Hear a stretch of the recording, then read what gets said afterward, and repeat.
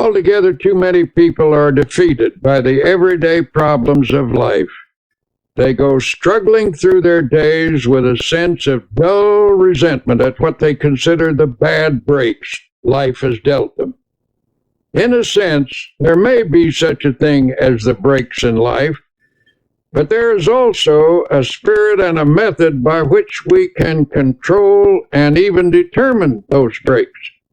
It's a pity that people let themselves be defeated by the problems, cares, and difficulties of human existence, and it is also quite unnecessary. At the time I wrote The Power of Positive Thinking, it never occurred to me that several million copies would be sold. I'm grateful for this, not because so many books were sold, but because I've been privileged to suggest a simple, workable philosophy of living to so many people. The dynamic laws which my book teaches were learned the hard way by trial and error in my personal search for a way of life. I found in these laws solutions to my problems, and as I realized their power, I wanted to share my experience with others. I wrote the book out of deep concern for the pain and struggle of human existence. The examples and techniques I present show that you don't have to be defeated by anything, that you can have peace of mind, improved health, and a never-ceasing flow of energy. Positive thinking is both a philosophy and an expression of faith. It teaches the cultivation of peace of mind, not as an escape from problems, but as a practical approach to creating a life that is personally and socially worthwhile. The way of life to which this book is a witness is very wonderful. Although the road can be a difficult one, it is also full of hope and victory and even joy. It is my sincere hope that you will take these principles to heart and discover for yourself how the power of positive thinking can truly change your life. The greatest secret for eliminating the inferiority complex, which is another term for profound self-doubt, is to fill your mind to the overflowing with faith. Develop a tremendous faith in God, and that will give you a humble yet soundly realistic faith in yourself. And how do you acquire this dynamic faith? Well, the answer begins with the study of the Scriptures and the use of prayer, lots of prayer. The Scriptures say, according to your faith be it unto you. The bigger your problem, the bigger your prayer should be. Drive your prayers deep into your doubts, into your fears and insecurities. Pray deep, big prayers that have plenty of strength, and you will come up with a powerful and vital faith. It is also helpful to go to a competent spiritual advisor, a minister, a priest, or a rabbi for instruction. The ability to make faith work for you is a skill, and like any skill, it must be studied and practiced to be perfected. One of the most powerful cures for self-doubt is the thought that you are not alone in this world, that Almighty God is actually with you, helping you, that He will be your companion, that He will stand by you, support you, and see you through every adversity. To practice this belief, simply affirm, God is with me, God is helping me, God is guiding me. Spend several minutes each day visualizing God's presence. Then practice believing that affirmation. Go about your business on the assumption that what you have affirmed and visualized is absolutely true. The release of power and confidence which this procedure stimulates will astonish you. Along with prayer and study of the scriptures, another very effective way to build self-confidence is by suggesting confidence concepts to yourself.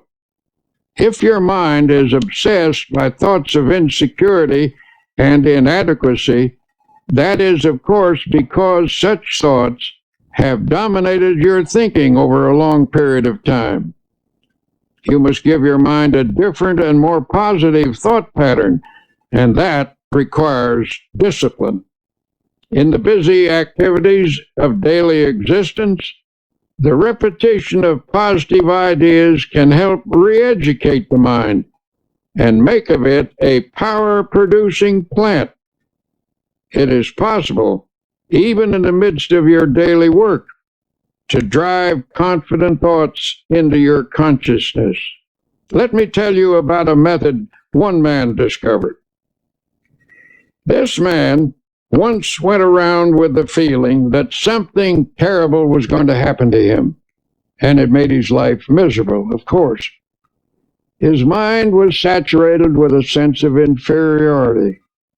This mental state was reflected in his business, which was doing poorly. But then he hit upon a plan which knocked all those thoughts out of his mind, a plan which allowed him to live with a sense of confidence in himself and in life. I'm a traveling salesman, he explained, and I drive around all day calling on my customers. I've discovered that while a person drives, he or she thinks all kinds of thoughts.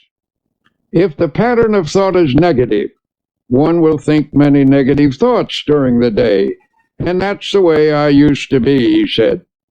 I used to drive around all day between calls with my mind full of fear and defeat. And that is one of the reasons my work was going so poorly. Then he showed me his plan. In his glove compartment, he kept a pack of small cards. He chose one and clipped it on the instrument panel of his car. It read, "If you have faith, nothing shall be impossible unto you."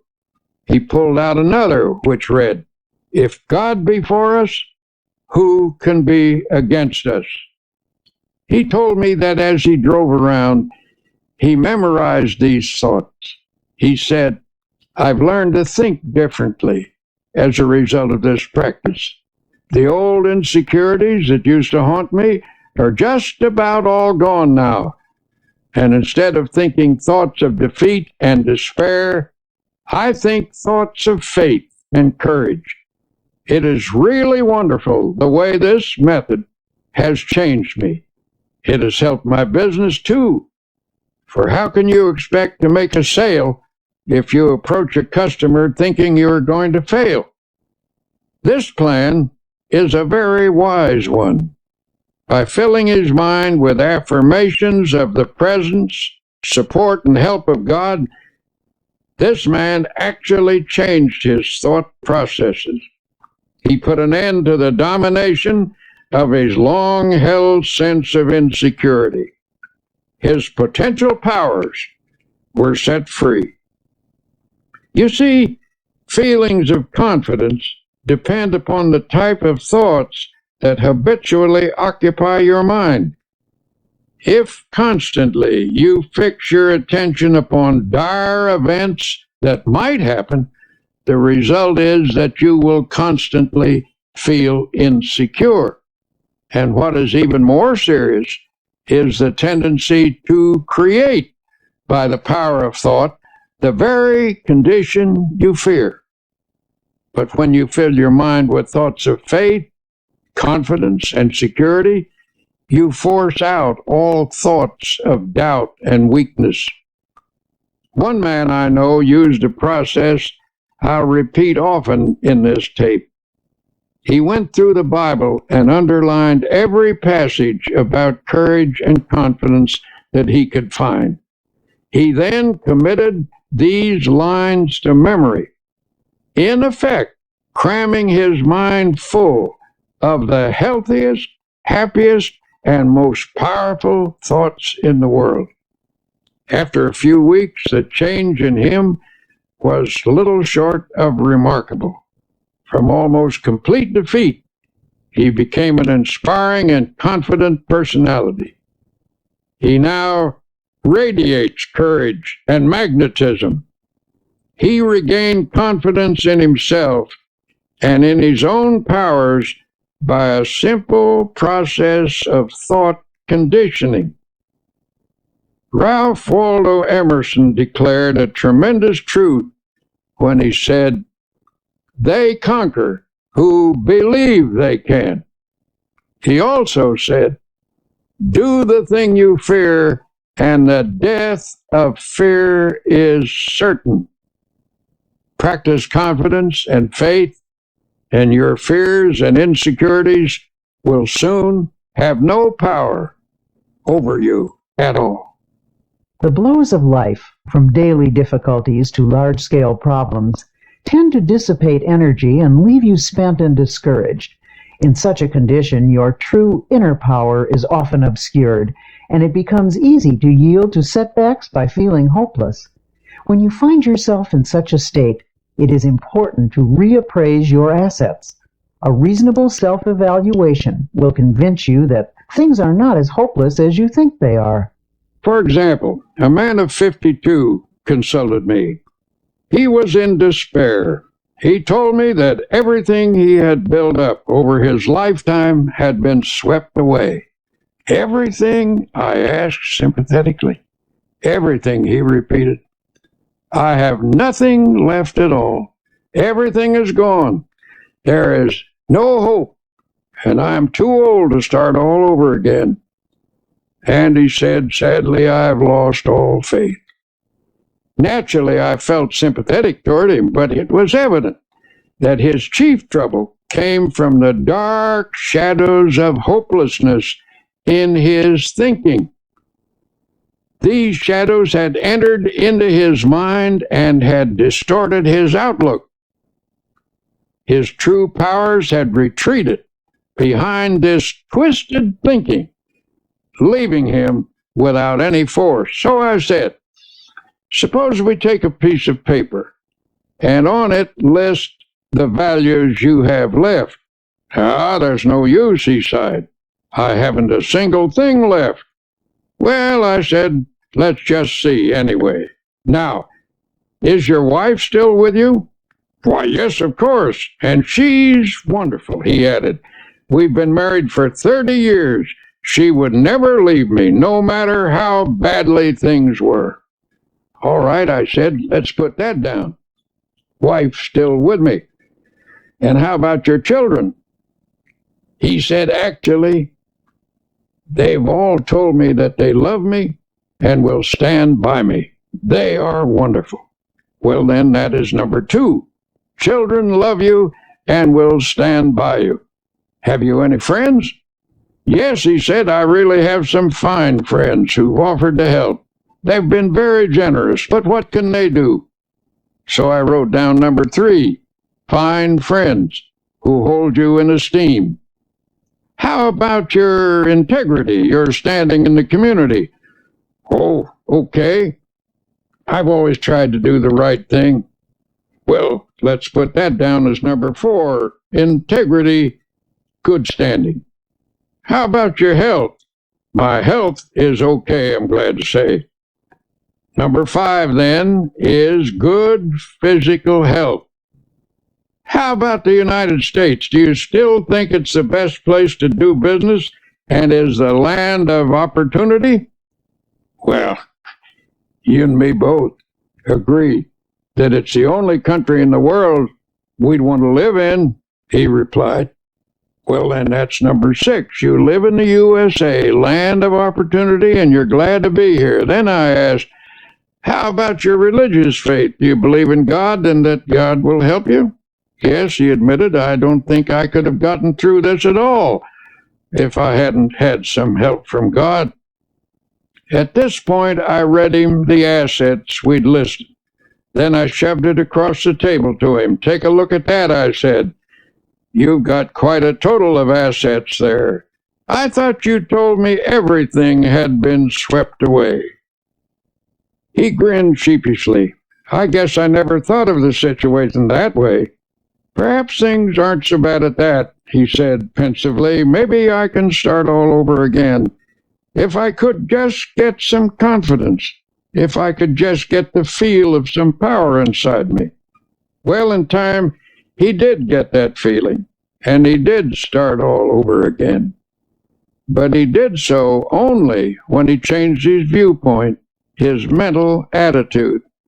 It was faith that swept away his doubts and gave him more than enough power to overcome all of his difficulties. And I must admit, he had plenty at the time. This incident illustrates a profound truth, that attitudes are more important than facts.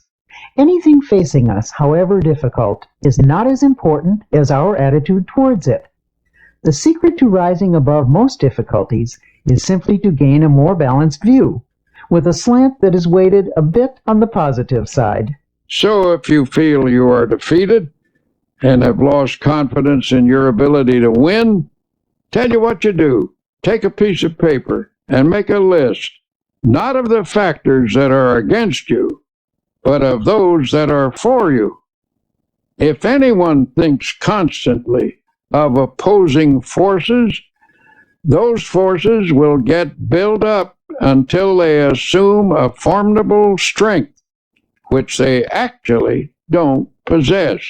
But if you mentally visualize and affirm and reaffirm your assets, you will rise out of even the most awesome difficulty. Your inner powers will reassert themselves, and with the help of God, lift you from defeat to victory.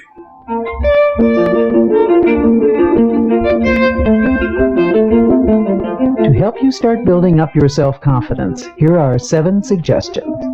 1. Create a mental picture of yourself as a success. Hold on to this picture tenaciously. Never permit it to fade. Since your mind tries to complete what it pictures, always picture success, no matter how badly things seem to be going at the moment. Whenever a negative thought about your personal power comes to mind, deliberately voice a positive thought to cancel it out. 2. Don't build up obstacles in your imagination. Minimize them instead. Problems should be seen for what they are and never inflated by fearful thoughts. 3. Don't be awestruck by other people or try to copy them. Remember that most people, despite a confident appearance, are often as scared and as doubtful of themselves as you are. 4. Get a competent counselor to help you understand the origin of your feelings of inferiority and self-doubt. These feelings often begin in childhood. Self-knowledge leads to a cure. 5. Each day, practice the following affirmation. Repeat it out loud if possible. I can do all things through Christ who strengthens me. Here's another dynamic affirmation. If God be for us, who can be against us? 6. Make what you think is a true estimate of your own ability, then raise it 10%. Don't become egotistical, but develop a wholesome self-respect. Believe in your own God-released powers. 7. Put yourself in God's hands. To do that, simply state, I am in God's hands. Then believe you are now receiving all the power you need. Affirm that the kingdom of God is within you, in the form of adequate power to meet all of life's demands. Remind yourself that God is with you, and there is nothing that can defeat Him. Now, Dr. Peale illustrates an important fact about human nature. You can think your way to failure and misery, but you can also think your way to success and happiness. Because thoughts are real and dynamic, learning to harness their power is a crucial step in creating a life of your own choosing. Some years ago, I was working with a group of people to establish a non-profit inspirational magazine. At one point, our endeavor was faced with severe financial problems. In other words, it was almost broke. And when it seemed almost impossible to keep going, I called a meeting. I invited a woman who had once contributed a nice sum to this magazine, hoping that lightning might strike twice in the same place. But this time, she said she would give us something of greater value than money. This rather surprised us, for under the circumstances, we couldn't think of anything more valuable than money. When she told us she was going to give us a creative idea, we didn't jump with enthusiasm. All we could think was, how can we pay our bills with an idea? But as it turned out, an idea is precisely what helped us pay our bills. Every achievement in the world was first initiated as a creative idea. First the idea, then faith in it, then the means of implementing the idea. That is the way success proceeds. This woman continued. Now she said, here is the idea. What is your present trouble? Your trouble is that you lack everything, don't you? You lack money, you lack subscribers, you lack equipment, you lack courage. And why do you suppose you lack everything? Why, simply because you're only thinking about what you lack. You are constantly thinking lack thoughts, and you have thereby created a condition of lack. She told us if you constantly think about what you don't have, you keep creating the conditions that keep you in this state. By emphasizing only what you lack, you frustrated the creative forces that can get this project really rolling. She said, from the standpoint of doing a lot, you've been working very hard, but you failed to do the one all-important thing that will lend power to all your other efforts. You have not employed positive thinking. To correct the situation, she advised us to reverse the mental process and begin to think, instead of lack, to think prosperity, achievement, and success. She told us, don't hold on to the mental pictures of difficulties and failures. Lift your mind above them and visualize instead powers and achievements. When you elevate your thoughts into the realm of attainment, you look down on your problems rather than up at them, and thus you get a more encouraging viewpoint. Always come up over your problems mentally. Never approach a problem from below. Wise advice, if you ask me. Anyway, it worked. She told us the key was to visualize the solution to our problem. Suddenly she asked, how many subscribers do you need to keep this magazine going? At that time, we had only 40,000 paid subscribers. I thought quickly and said, 100,000 would do it. All right, she said confidently, that's not too hard. In fact, that's easy. All you need to do is to visualize 100,000 people being creatively helped by this magazine, and you will have them. In fact, the minute you can see them, image and visualize them in your mind, you already have them. She turned to me and she said, can you see 100,000 subscribers at this minute? Look out there. Look ahead of you in your mind. Can you see them? Well, I wasn't convinced, and I said rather doubtfully, well, maybe so, but they seem pretty dim to me. She seemed a little disappointed in me as she repeated, use your imagination to visualize those 100,000 subscribers. I guess my imagination wasn't working too well because all I could see was the insufficient but actual 40,000 paid subscribers. Then she turned to someone else. Can you see 100,000 subscribers, she asked. I rather doubted that he would either, but this fellow does have a creative imagination, and I noticed by the fascinated look on his face that she had him. He was gazing straight ahead with a look of wonder. When she asked again, "Do you see the 100,000 subscribers?" "Yes," he cried eagerly. "Yes, I do see them." Electrified, I demanded, "Where are they? Point them out to me." Then I, too, began to visualize them. "Now," continued the woman, "let us say a prayer and together thank God for giving us 100,000 paid subscribers." Frankly, I thought that was pushing the Lord rather hard. But then I remembered a verse in the scripture where it says, "And all things whatsoever ye shall ask in prayer, believing, ye shall receive them." That means that when you pray for something, visualize what you pray for, believe that if it is God's will and is not selfishly sought after, then it is at that moment given to you. If you have difficulty believing this story, let me assure you that from that moment on, our magazine enterprise never lacked for anything. I tell you this because I was awed by the experience, realizing that I had stumbled upon a tremendous formula for personal victory. I call it the power of positive imaging. I decided to apply it from then on to my own problems, and whenever I've done so, I've had marvelous results.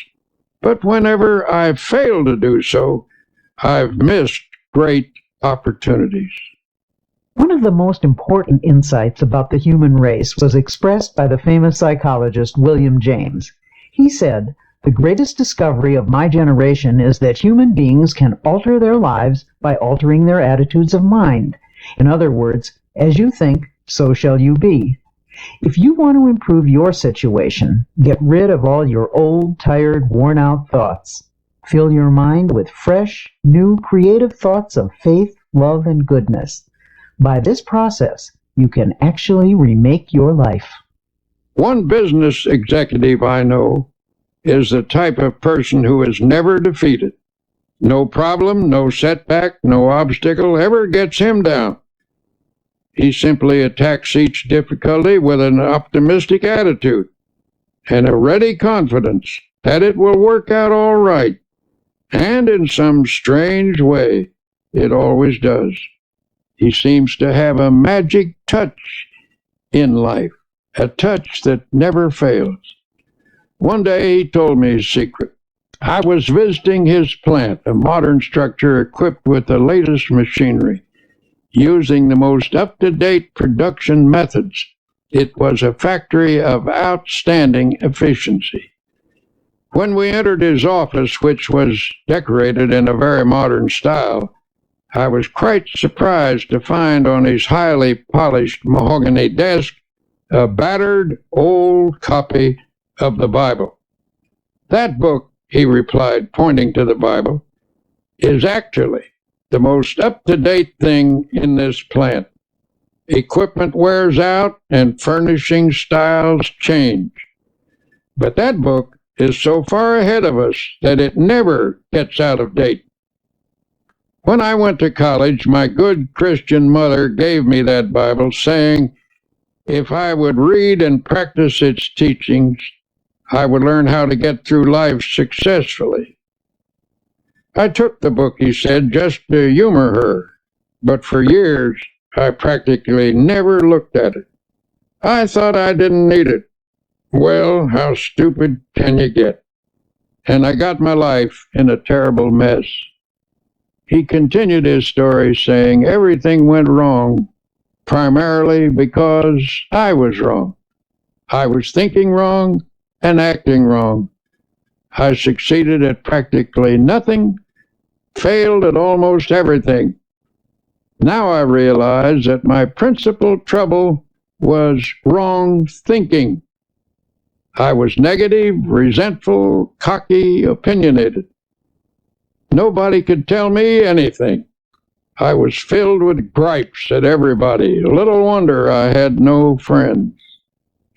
Well, he said, one night I was going through some papers and I came across the long-forgotten Bible. It brought up old memories, and I started to read it aimlessly. It's strange how things happen, how in just a moment of time, everything can become different. As I read, a sentence leaped up at me, a sentence that changed my life. And when I say changed, I mean changed. Here is the sentence this man quoted. The Lord is the strength of my life. In this will I be confident. I don't know why that one line affected me so, he went on, but it did. I now know that I was weak and a failure because I had no faith, no confidence. But when I read that line, something clicked in my mind. I guess I had what they call a spiritual experience. I decided to put my faith in God thereafter and sincerely try to do my best, following the principles laid down in the Bible. As I did so, I began to get hold of a new set of positive thoughts. In time, my old ways of thinking faded away, and these new thoughts took over and remade me. This incident illustrates an important fact about human nature, which is you can think your way to failure and misery, but you can also think your way to success and happiness. The world in which you live is not primarily determined by outward conditions and circumstances, but by the thoughts that habitually occupy your mind. As Emerson declared, a man is what he thinks about all day long. It has been said that thoughts are things, that they actually possess dynamic power. You can actually think yourself into or out of situations. You can make yourself ill with your thoughts, and by the same token, you can make yourself well by the use of a healing type of thought. Think positively, and you create an atmosphere that nurtures the development of positive outcomes. At this very moment, potential positive ideas are working in your mind. By releasing and developing these ideas, you can solve your financial problem or your business situation or anything. The practical use of your creative, positive thought pattern can remake your life, and you along with it. There was a time when I acquiesced in the silly idea that there is no relationship between faith and prosperity, that when one talked about religion, it should never be related to achievement, that it dealt only with ethics and morals or social values. But I came to realize that such a viewpoint limits the power of God and the development of the individual. Christianity teaches that there is a tremendous power in the universe, and that this power can and does dwell in personality. It is a power that can blast out all defeat and lift a person above every difficult situation. We have seen the demonstration of atomic energy. We know that astonishing and enormous energy exists in the universe. This same force of energy resides in the human mind. Nothing on earth is greater than the human mind in potential power. The average individual is capable of much greater achievement than he or she has ever realized. When you actually learn to release your potential power, you will discover that your mind contains ideas of such innovative and creative value that you need not lack for anything anymore. By the full and proper use of your power, stimulated by God's power, You can make just about anything of your life, anything you will pray for and work for. So, tell you what, look deeply into your mind. Amazing wonders are there. Here is a method that will help creative thoughts to flow freely from your mind. First, quiet your mind so that inspirations may rise from its depths. Believe that God is now, this minute, helping you. Form a picture in your mind of your life as it should be. Believe in it. Pray about it. Work at it. Never give up on it. Organize your life on a spiritual basis so that God's mighty principles really go to work within you. You will find that here is one of the greatest laws in the universe, and it's stated in 3 words: believe and succeed.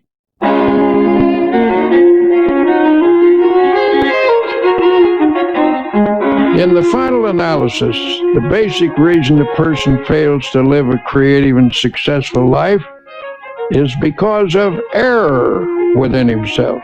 His thinking is wrong.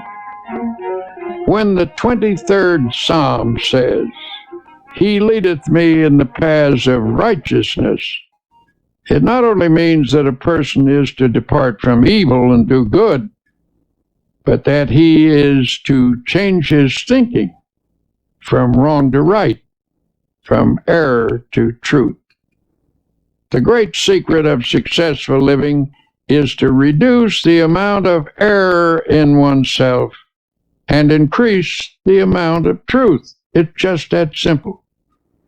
A constant stream of positive, God-guided thoughts creatively affects the circumstances of life.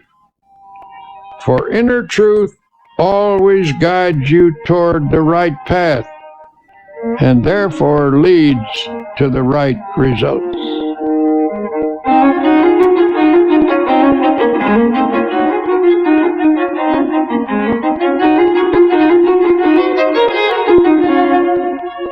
Here are some practical suggestions for changing your mental attitude from negative to positive. Such a change will release the kinds of thoughts that can help you make creative changes in your circumstances. 1. For the next 24 hours, deliberately speak hopefully about everything. Your job, your health, your future. Go out of your way to put optimism in everything you say. 2. After speaking hopefully for 24 hours, continue the practice for 1 week. Then you can permit yourself to be realistic for a day or 2. You'll discover that what you meant by realistic a week ago was actually pessimistic, and what you now mean by realistic is something entirely different. It is the dawning of the positive outlook. When most people say they're being realistic, they delude themselves. They are simply being negative. 3. Feed your mind even as you feed your body. A healthy mind requires nourishing, wholesome thoughts. Start at the beginning of the New Testament and underline every sentence about faith. Continue doing this until you've marked every passage in the 4 books, Matthew, Mark, Luke, and John. 4. Commit all of those passages to memory. Learn 1 each day until you can recite the entire list from memory. This will take time, but remember, you've spent much more time being a negative thinker. Unlearning a negative pattern requires time and effort. 5. Make a list of your friends who are positive thinkers and deliberately cultivate their company. Don't abandon your negative friends, but get closer to those with a positive point of view until you've absorbed their spirit. 6. Try to avoid arguments, but whenever a negative attitude is expressed, counter with a positive and optimistic opinion. 7. Pray a great deal and always let your prayers take the form of thanksgiving. Assume that God is giving you great and wonderful things, for if you think He is, He surely is. God will not give you any greater blessing than you can believe in. Remember, according to your faith, be it unto you.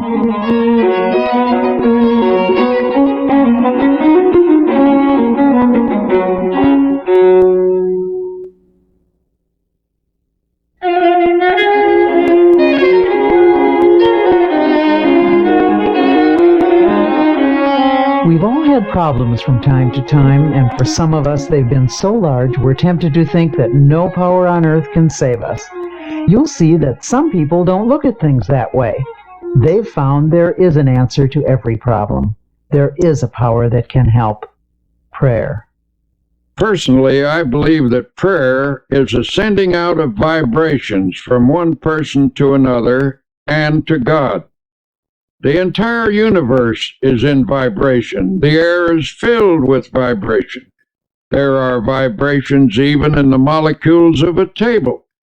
The reaction between two human beings is in vibration. When you send out a prayer for another person, you are activating the forces of a spiritual universe. You transmit from yourself to another person a sense of love, helpfulness, support, a sympathetic, powerful understanding. In this process, you awaken the creative vibrations through which God brings to pass the good things you pray for. Prayer power is a manifestation of energy. Just as there are scientific techniques for the release of atomic energy, so are there procedures for the release of spiritual energy through prayer. Tension and other related troubles can result from a lack of inner harmony, but it is remarkable how prayer restores the harmonious functioning of body and soul. It appears that even the aging process can be held in check by prayer. You need not lose your vital energy or become weak and listless just because of accumulating years. Nor is it necessary for your spirit to sag or become dull. Prayer can actually freshen you up every evening and send you out renewed every morning. And of course, if prayer is driven deeply into your subconscious, you can receive guidance in problems. If you haven't experienced this power, perhaps you need to learn some new techniques of prayer. It is important to realize that you're dealing with the most tremendous power in the world when you pray. The key is to find the process that most effectively opens your mind to God. Any method which stimulates the flow of God's power into your mind is highly creative.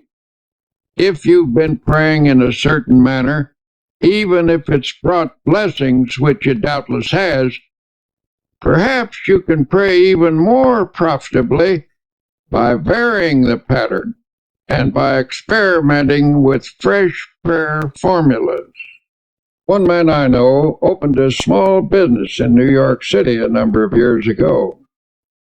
He characterized his first establishment as a little hole in the wall. He had only one employee. In a few years, this man moved into more extensive quarters.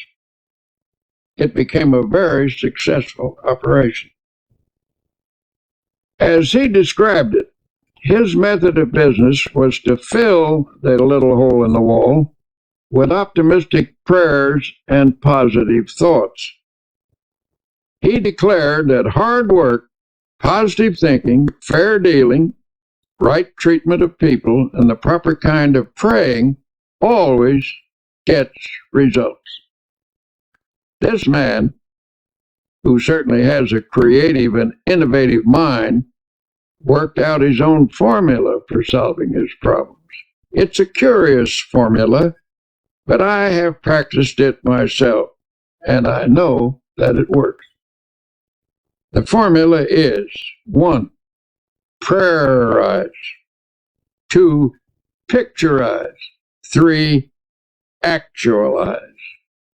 By prayerize, he meant a daily system of creative prayer. When a problem arose, he talked it over with God very simply and directly. He didn't talk to God as to some vast and far-off shadowy being, but conceived of God as being with him there in his office, in his home, on the street, in his car, always nearby as a partner and close associate. He took seriously the biblical injunction to pray without ceasing. He interpreted this to mean that he should go about the business of each day, discussing with God in a natural manner the questions and decisions that had to be resolved. He filled his daily life full of prayer. That is to say, he lived by prayer. For example, he would say, "What will I do about this, Lord?" Or, "Give me a fresh insight on this, Heavenly Father." The presence of God finally came to dominate his conscious and ultimately his unconscious thinking. In effect, he prayerized his daily life and business. The second point in his formula of creative prayer is to picturize. We've all seen how the person who assumes success tends to already have success. People who assume failure tend to have failure. When either failure or success is pictured, there is a very strong tendency for that picture to actualize as fact and become reality. To assure something worthwhile happening, therefore, first pray about it and test it according to God's will. Then print a picture of it on your mind as happening, holding that image firmly in consciousness. Continue to check that picture to God's will, that is to say, put the matter in God's hands and follow God's guidance. Work hard and intelligently, thus doing your part to achieve success in the matter. Practice believing and continue to hold the picture firmly in your thoughts. Do this, and you will be astonished at the ways in which that which is visualized comes to pass. For example, a woman became aware she and her husband were drifting apart. Theirs had been a happy marriage, but the wife became preoccupied with social affairs, and the husband had gotten super busy. Before they knew it, the old-time close companionship was gone. Then, one day, she discovered his interest in another woman. At this, she lost her head and became hysterical. When she consulted her minister, he listened to her tale and then turned the conversation to herself. She admitted that she had become self-centered, sharp-tongued, and nagging. She then confessed that she had never felt herself the equal of her husband. Her sense of inferiority had made her retreat actually into antagonism. The minister suggested that she create an image of herself as capable and attractive. He whimsically told her that God runs a beauty parlor and that faith techniques could put beauty on a person's face and charm and ease in their manner. He gave her instruction on how to pray and how to spiritually picturize. He also advised her to hold a mental image of the goodness of her husband. and of being once again in harmony and companionship with him. She was to hold this picture tenaciously with faith. Soon after this, her husband informed her that he wanted a divorce. She had conquered herself enough by now to receive this request with calmness. She replied that she was willing if he wanted it, but suggested they defer the decision for 90 days. If he still wanted a divorce at the end of this period, she would cooperate with him. Night after night he went out, and night after night she sat at home. But now she pictured him as seated in his old chair. She painted an image of him there, comfortably reading as in the old days. She visualized him puttering around the house, painting and fixing things as he used to do. She visualized the two of them playing golf together and taking hikes as they once did. She maintained this picture with steady faith, and one night, what do you know? There he actually sat in his old chair. She looked twice to be sure that it was the reality rather than the picturization, but perhaps a picturization is a reality, for at any rate, the actual man was actually there. After that night, he still went out occasionally, but more and more frequently, he sat in his chair.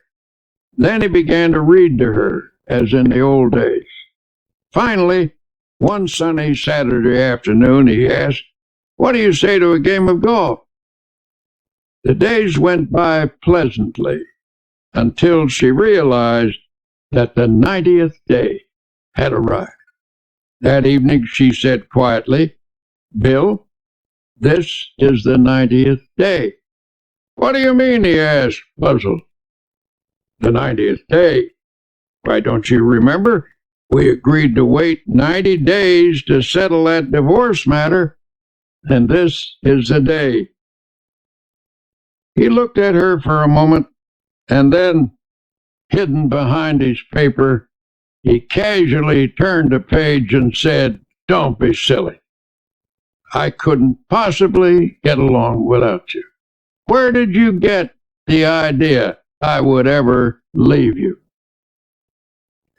When the New Testament says the kingdom of God is within you, it is informing us that God has provided us with all the potential abilities we need. It is up to us to tap and develop those powers. A man I know is the chief of 4 executives in a successful company. At regular intervals, these men have idea sessions.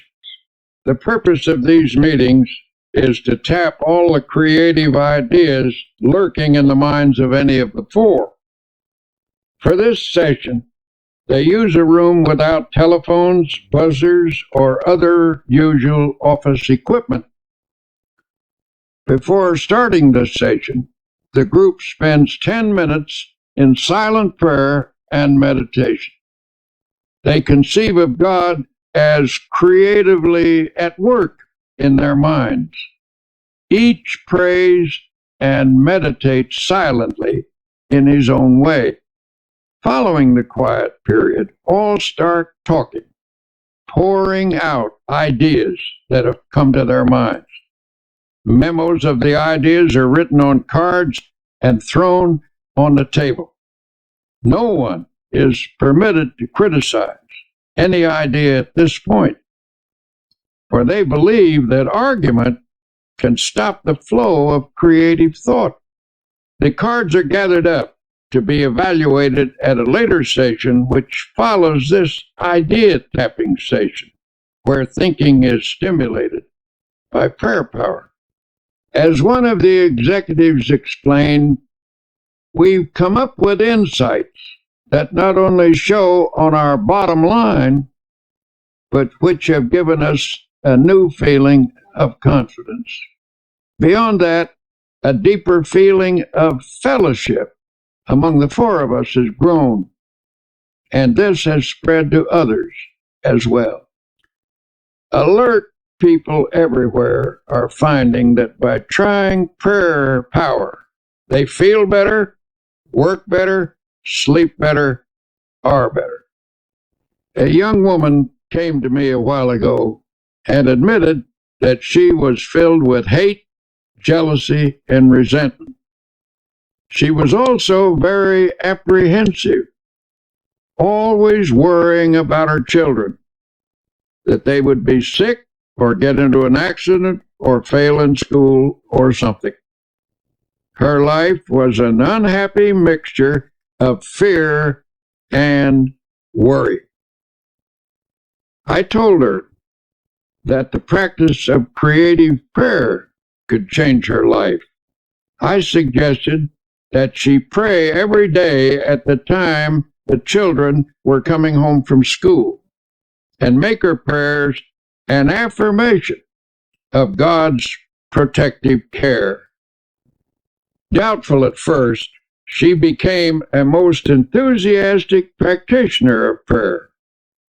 Here's what she wrote to me. My greatest progress dates from the time you told me that every day is a good day if you pray. I began to put into practice the idea of affirming that this would be a good day the minute I woke up in the morning, and I can positively say that I haven't had a bad or upsetting day since that time. The amazing thing is that my days actually haven't been any smoother or any more free from petty annoyances than they ever were, but they just don't seem to have the power to upset me anymore. Every night I begin my prayers by listing all the things for which I am grateful, little things that added to the joy of the day. I know that this habit has geared my mind to pick out the nice things and forget the unpleasant ones. The fact that for 6 weeks I have not had a single bad day and have refused to get downhearted with anyone is really marvelous to me. Millions of people find tremendous power each day through prayer. Here are 10 suggestions for achieving effective results from your prayers. 1. Set aside a few minutes each day. Do not say anything. Simply practice thinking about God. This will make your mind spiritually receptive. 2. Pray out loud using simple, natural words. Tell God anything that's on your mind. Talk to God in your own language. 3. Pray as you go about the business of the day, on the subway or bus or at your desk.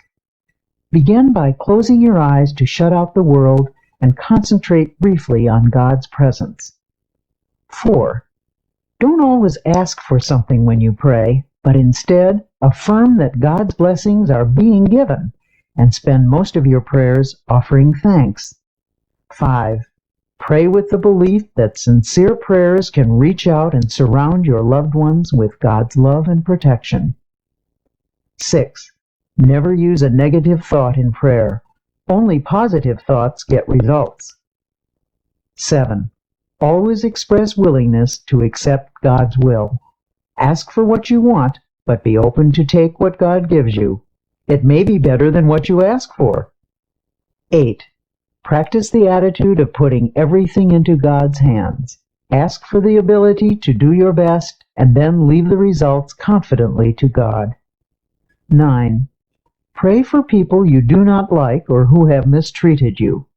Resentment is the first obstacle to spiritual power. 10. Make a list of people for whom to pray.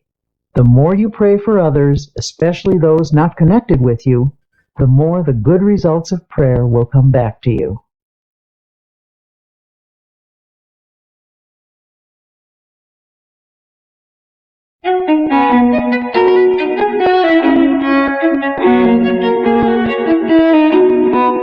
Some people, it seems, always have an extra dash of energy for just about any task they want to undertake. What's the secret? How did he do it? In this lesson, entitled Tune Into the Infinite, Dr. Peale talks about the source of all energy and how to tap into its boundless power. A Major League Baseball pitcher once played a long game when the temperature was over 100 degrees. He lost several pounds as a result of the afternoon's exertion, and at one stage of the game his energy was severely depleted. But this man had a unique method for restoring energy. He simply repeated a passage from the Old Testament. But they that wait upon the Lord shall renew their strength. They shall mount up with wings as eagles. They shall run and not be weary, and they shall walk and not faint. The pitcher completed the game with energy to spare. He explained the technique by saying, I sent a powerful energy-producing thought through my mind. As this baseball player discovered, prayer has the power to alter not only our attitudes, but our energy level as well. How we think we feel physically has a definite effect on how we actually feel. If your mind tells you that you're tired, the nerves and the muscles accept that as a fact. If your mind is intensely interested in something, you can keep on with an activity indefinitely. In the same way, our spiritual life functions through our thoughts, especially when we pray. When you tell yourself that you have powerful internal resources, you supply attitudes of faith to your mind. Such attitudes increase your energy and your well-being. A friend of mine, a man full of vitality and vigor, says that he goes to church regularly to get his batteries recharged. His concept is sound. God is the source of all energy: atomic energy, electrical energy, spiritual energy. Indeed, every form of energy derives from the Creator. The Bible emphasizes this point when it says, He giveth power to the faint, and to them that have no might He increaseth strength. And here's how the Bible describes life's energizing and re-energizing process. In Him we live and move and have our being. In other words, from God we receive our vitality and our dynamic energy, and through Him we attain completeness. Contact with God establishes within us a flow of the same type of energy that recreates the world, that renews springtime every year. When we're in spiritual contact with God through our thoughts, divine energy flows through us and automatically renews the original creative act. It's not unlike an electric clock connected to an outlet. The clock continues to keep time until it's unplugged. Then it stops because it has lost contact with its source of power. When we lose contact with our divine source of energy, much the same thing happens. We can tap into a reservoir of boundless power, and from this source we can draw on unlimited energy for body and mind. A friend of mine, a man whose responsibilities are very heavy, works from morning until night without interruption, but this fellow always seems able to assume new obligations. Most importantly, he has the knack of handling his work easily and efficiently. One day I happened to be talking with his physician, and I commented that I hoped this man wasn't setting a dangerous pace that could lead to a breakdown. The doctor shook his head. No, he replied, I don't think there's any danger of a crack-up. The reason is that he's a thoroughly well-organized individual with no energy leaks in his makeup. He handles things with easy power and carries burdens without strain. He never wastes an ounce of energy. Every effort is applied with maximum force. When asked to account for this seemingly boundless energy and efficiency, the physician stated, he's emotionally well integrated. And what's more important, he is a soundly religious person. His religion provides him with a workable mechanism for preventing energy leaks. It isn't hard work that drains off energy, but emotional upheaval. And this man is entirely free from that.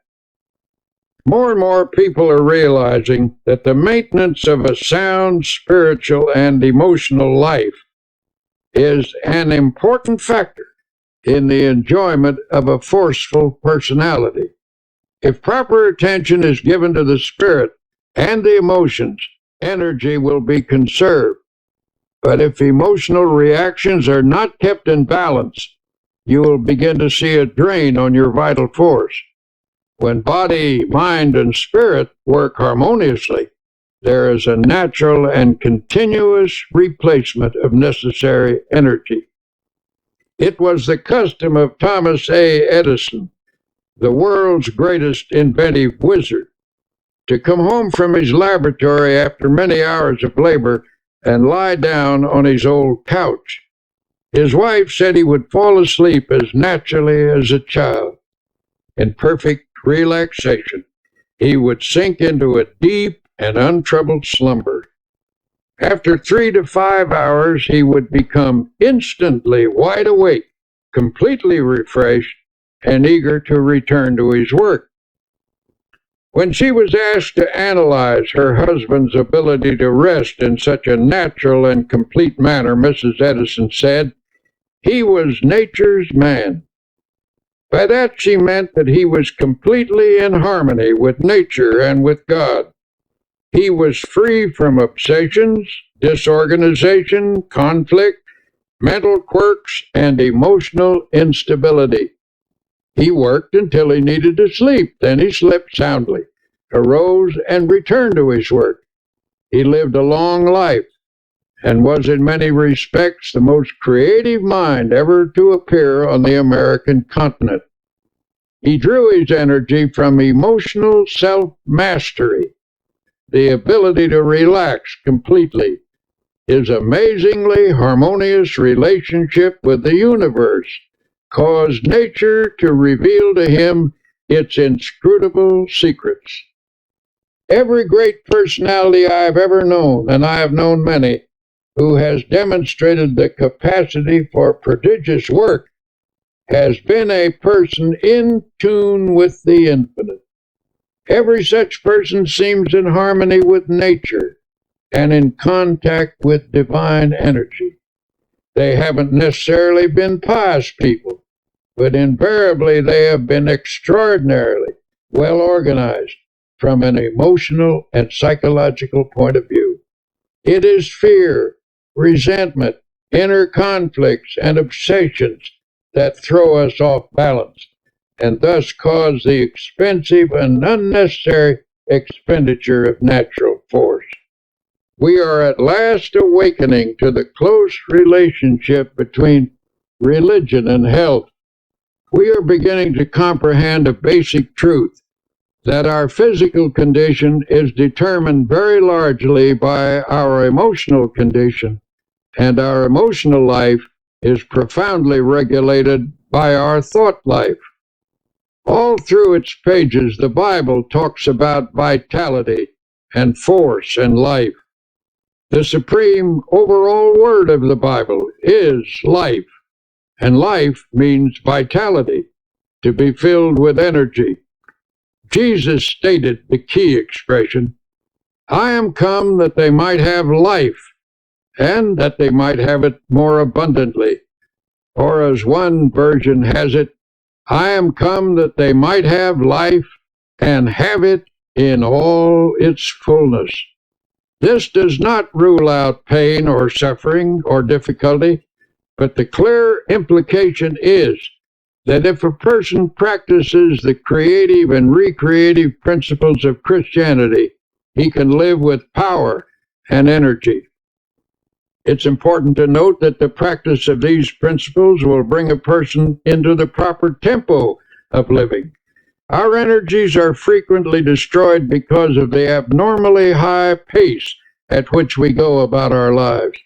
To conserve energy, you must get your personality speed synchronized with the rate of God's movement. God is in you. If you are going at one rate and God at another, you will tear yourself apart.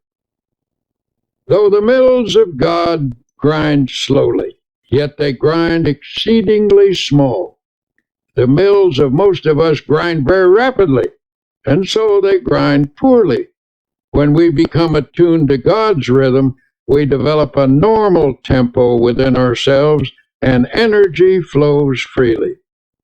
The hectic habits of this age have many disastrous effects. Everything is speeded up, and for that reason, many people feel unnecessarily tired. The solution is to get into the time synchronization of Almighty God. One way to do this is by going out some warm day and lying down on the earth. Get your ear close down to the ground and listen. You will hear all manner of sounds. You will hear the movement of the spheres, the wind in the trees, and the murmur of insects. You will discover presently that there is in all these sounds a well-regulated tempo. You cannot get that tempo by listening to traffic in the city streets, for it is lost in the confusion of sound. You can get it in church, where you hear the Word of God and the great hymns.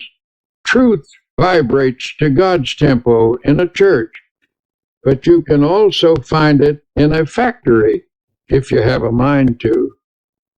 To get yourself in tune with the rhythm of God, first allow yourself to relax physically. Then conceive of your mind as also relaxing. Then visualize the soul as becoming quiescent, and pray as follows. Dear God, you are the source of all energy. You are the source of energy in the sun, in the atom, in all flesh, in the bloodstream, in the mind. I hereby draw energy from you as from an unlimited source. Then practice believing that you do receive energy. Keep in tune with the infinite. Of course, many people are tired simply because they aren't interested in anything. Nothing ever moves them deeply. To some people, it makes no difference what's going on or how things go. Their personal concerns are more important than all crises in human history. Nothing makes any real difference to them except their own little worries, desires, and hates. They wear themselves out by stewing about a lot of inconsequential things that amount to nothing. The surest way not to become tired is to lose yourself in something in which you have a profound conviction. A famous statesman finished his seventh speech of the day and still had energy to spare. I asked him why he wasn't tired, and he said, I believe absolutely in everything I said in those speeches. I'm enthusiastic about my convictions, and that's the secret. He was on fire for something. He was pouring himself out, and you never lose energy and vitality in so doing. You only lose energy when life becomes dull in your mind. When you're doing nothing, your mind gets bored, and then you feel tired. But you don't have to be tired. Get interested in something. Get absolutely enthralled in something. Throw yourself into it with abandon. Get out of yourself. Be somebody. Do something. Don't sit around moaning about things, reading the paper, saying, why don't they do something? The person who is out doing something isn't tired. The more you get absorbed in something bigger than yourself, the more energy you will have. You won't have time to think about yourself and get bogged down in your emotional difficulties.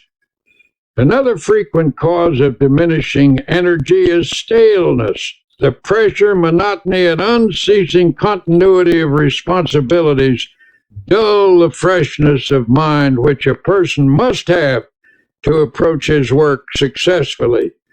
During such dry periods, you have to expend much more energy to do with difficulty what you once did with comparative ease. A solution for this state of mind was employed by a businessman, the president of the board of trustees of a certain university. A professor who had once been outstanding and extraordinarily popular began to slip in teaching ability and in the power to stimulate his students. It was the verdict of the students, as well as the private opinion of the trustees, that this teacher must either recover his former teaching abilities or it would be necessary to replace him. The professor was told that the board of trustees was giving him a 6 months leave of absence with all expenses paid and with full salary. There was only one stipulation, that he go away to a place of rest and give himself over to gaining a complete renewal of strength and energy.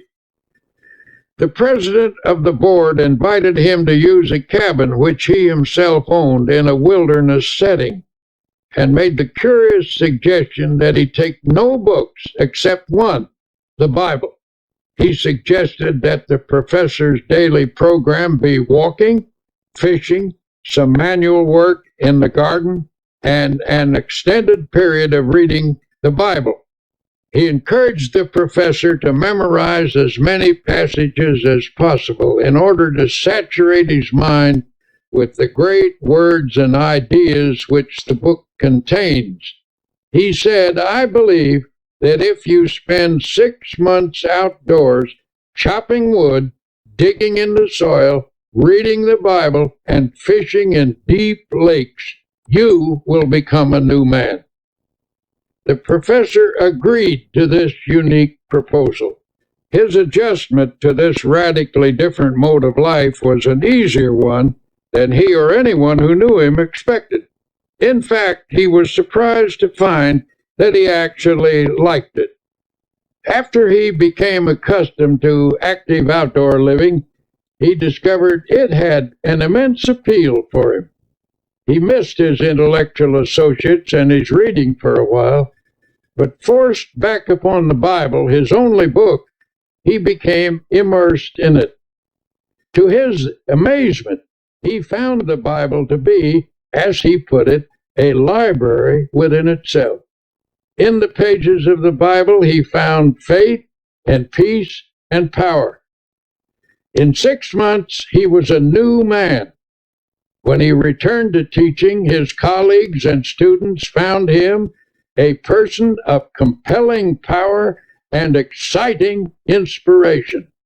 His staleness had gone, and the old-time energy returned.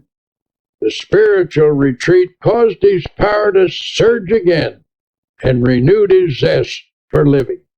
Here are a few suggestions for increasing your energy and vitality. 1. Remember, how you think you feel physically has a definite effect on how you actually feel. Tell yourself frequently that you have powerful internal resources. 2. God is the source of all energy. To tap into this boundless reservoir, repeat this affirmation. He giveth power to the faint, and to them that have no might, he increases strength. 3. Try to stay in harmony with nature and in contact with divine energy. People who are free of fear, resentment, inner conflicts, and obsessions have an abundance of energy because they don't waste their precious emotional resources. 4. Get interested in something. People frequently feel tired because they aren't on fire for something outside their own small circle of interests. 5. Rejuvenate your spirit by taking yourself away from daily routines. Take along a Bible as your companion.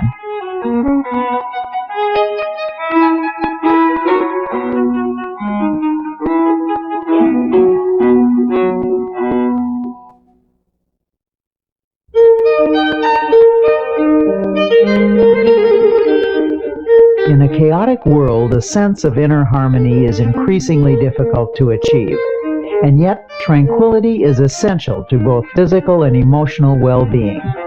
In this section, entitled "A Peaceful Mind Generates Power," you will learn one of the most important characteristics of a happy and successful person: peace of mind. How often have you found yourself complaining about how poorly you slept the night before? That you went to bed with an ear full of trouble? Given the choice, wouldn't you rather fall asleep with a mind full of peace?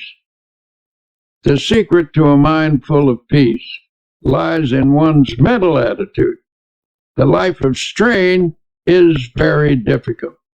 On the other hand, the life of inner peace, being harmonious and without stress, is the easiest type of existence. It is a life which accepts God's gift of peace and embraces the attitude of relaxed trust in Him. The first technique recommended is to practice emptying the mind. I cannot emphasize enough the importance of a frequent mental catharsis. This means clearing the mind of fears, hates, insecurities, regrets, and guilt. The mere attempt to empty the mind tends to give relief. Haven't you ever experienced a welcome sense of release when you poured out your troubles to somebody you can trust? One effective method for doing this is the daily practice of silence. Everyone should insist upon at least 15 minutes of absolute silence every day. Go alone into the quietest place available and sit or lie down. Do not talk, do not write, do not read. Think as little as possible. Conceive of your mind as the surface of a body of water and see how nearly quiet you can make it so that there isn't even a ripple.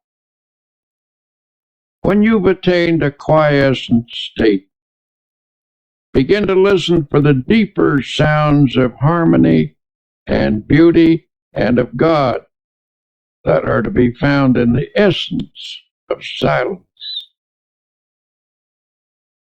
I was once conducting a religious service on an ocean liner on a voyage to Hawaii.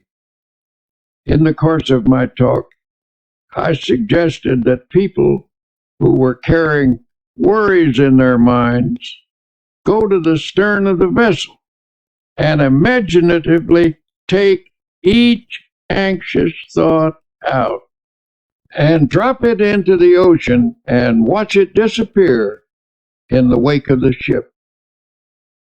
It seemed an almost childlike suggestion, but a man who had quite a no-nonsense manner came to me later that day and said, "You know something? Every evening at sunset, as long as this voyage lasts, I'm going to drop all my worries overboard until I develop the ability to cast them entirely out of my consciousness at will. Every day I shall watch them disappear in the great ocean of time." Doesn't the Bible say something about forgetting those things that are behind? Of course, just emptying the mind is not enough. To prevent those old unhappy thoughts from sneaking in again, you must refill the mind immediately with creative and healthy thoughts. These happy thoughts will stand guard when the old fears, hates, and worries that used to haunt you try to edge back in again. At intervals during the day, practice thinking a carefully selected series of peaceful thoughts. Let mental pictures of the most peaceful scenes you have ever witnessed pass across your mind. For example, you might see a beautiful valley filled with the hush of evening time as the shadows lengthen and the sun sinks to rest. Or you could recall the silvery light of the moon falling upon rippling waters, or the sea washing gently upon soft shores of sand. Serene images like these will work upon your mind as a healing medicine. You might also practice the techniques of repeating beautiful words out loud. Words have profound suggestive power, and there is healing in the very saying of them. Utter a series of panicky words, and your mind will immediately go into a mild state of nervousness. You will perhaps feel a sinking in the pit of your stomach that soon affects your entire body. If, on the other hand, you speak peaceful, quieting words, your mind will react in a peaceful manner. Use such words as, for example, tranquility. Repeat the word slowly several times. Tranquility is one of the most beautiful and melodic of all English words, and the mere saying of it tends to induce a tranquil state. It is also helpful to use lines from poetry. When peaceful quotations are dropped in the subconscious, they lubricate the mind with peace. Here is one from a 16th century mystic. Let nothing disturb you. Let nothing frighten you. Everything passes away except God. God alone is sufficient. The words of the Bible have a particularly strong therapeutic value. Drop them into the mind, allowing them to dissolve in consciousness, and they will spread a healing balm over your entire being. For attaining peace of mind, this is one of the simplest things to do, and also one of the most effective. There are other practical ways by which you can develop a serene state of mind. One way is through your conversations. Depending upon the words we use and the tone in which we use them, we can talk ourselves into being nervous, high-strung, and upset. But by our speech, we can also achieve quiet reactions. Talk peaceful to be peaceful. You see, the words we speak have a direct and definite effect upon our thoughts.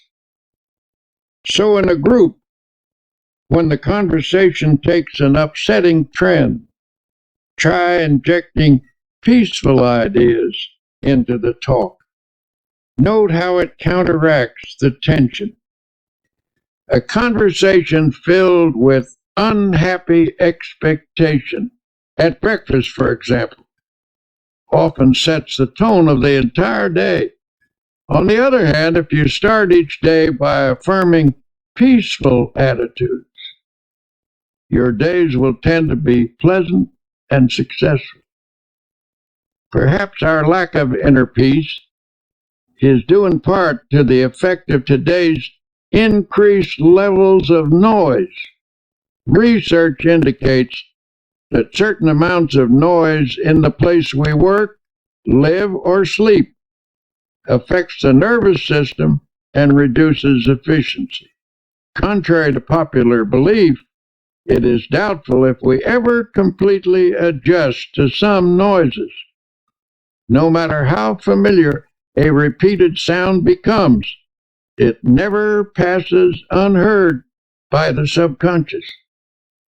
Automobile horns, the roar of airplanes, and other strident noises actually result in physical activity during sleep. Impulses transmitted to and through the nerves by these sounds cause muscular movements which keep us from getting a real rest. On the other hand, the practice of silence is healing, soothing, and healthy.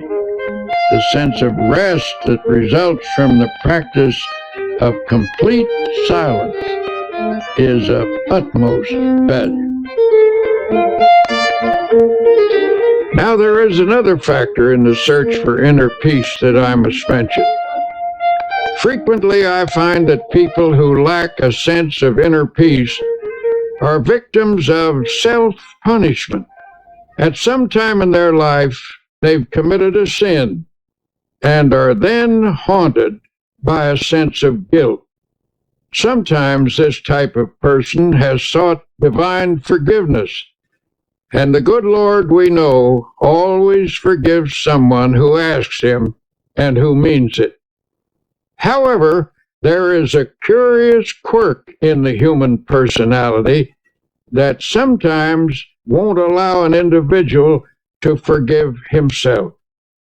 A person like this feels he deserves punishment and is therefore always anticipating punishment. As a result, he lives in constant apprehension that something bad is going to happen. In order to find peace under these circumstances, he feels he must intensify his activity. He thinks that hard work will give him some release from his sense of guilt.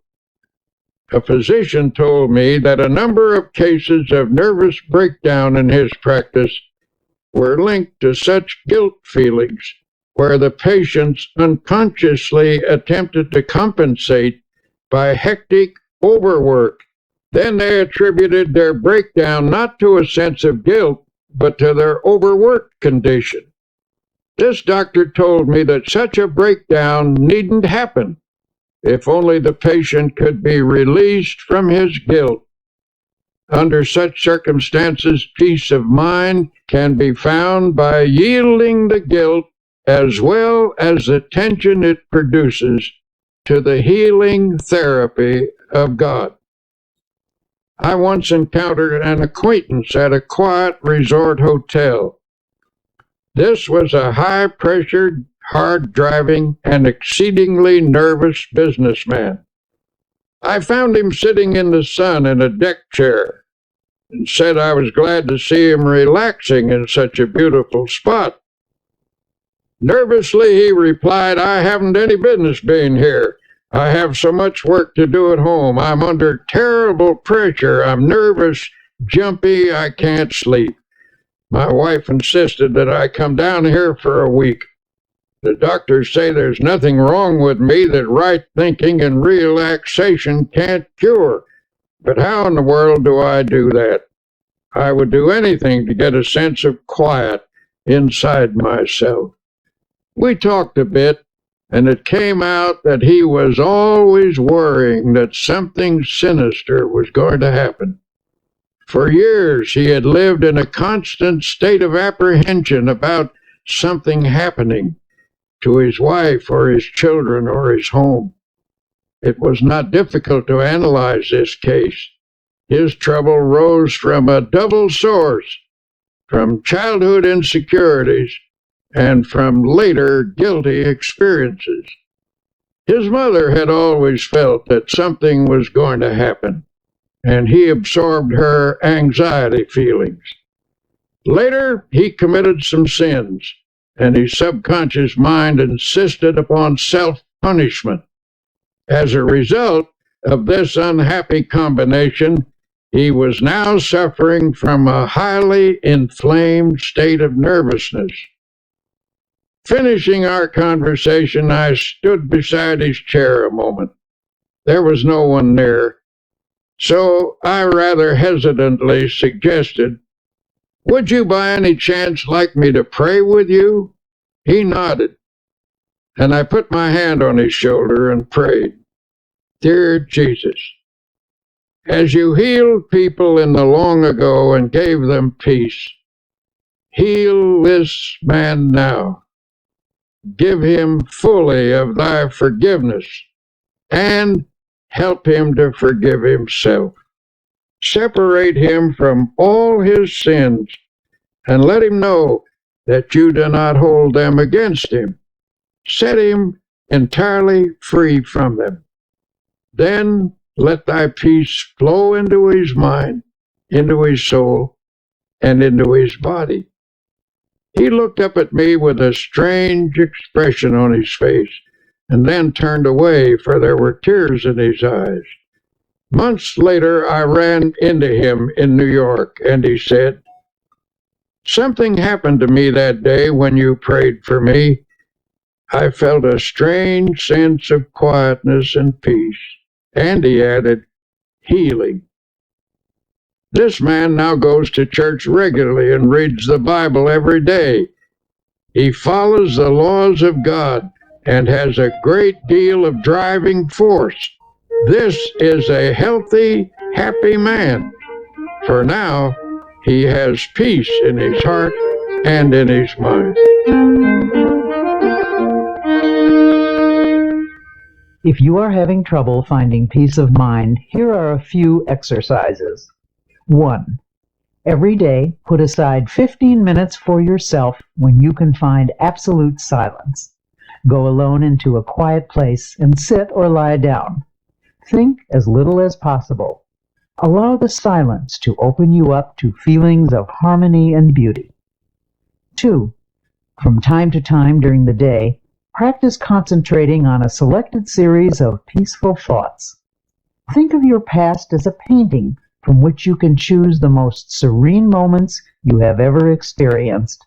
Allow your mind to dwell in those scenes until you feel you are present in that place and absorbing its tranquility. 3. Practice the technique of repeating beautiful words out loud. Words have profound powers of suggestion, and there is healing in the very saying of them. 4. The words of the Bible are especially therapeutic. Drop them into your mind, allowing them to dissolve in your consciousness, replacing negative thoughts.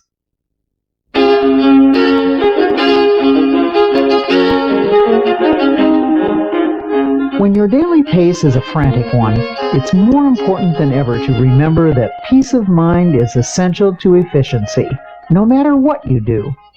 Dr. Peale's prescription for accomplishing more in your life is to relax for easy power through the healing properties of calmness and quiet. Do you ever fume and fret? Here is a picture of yourself if you do. The word fume means to boil up, to blow off, to be agitated.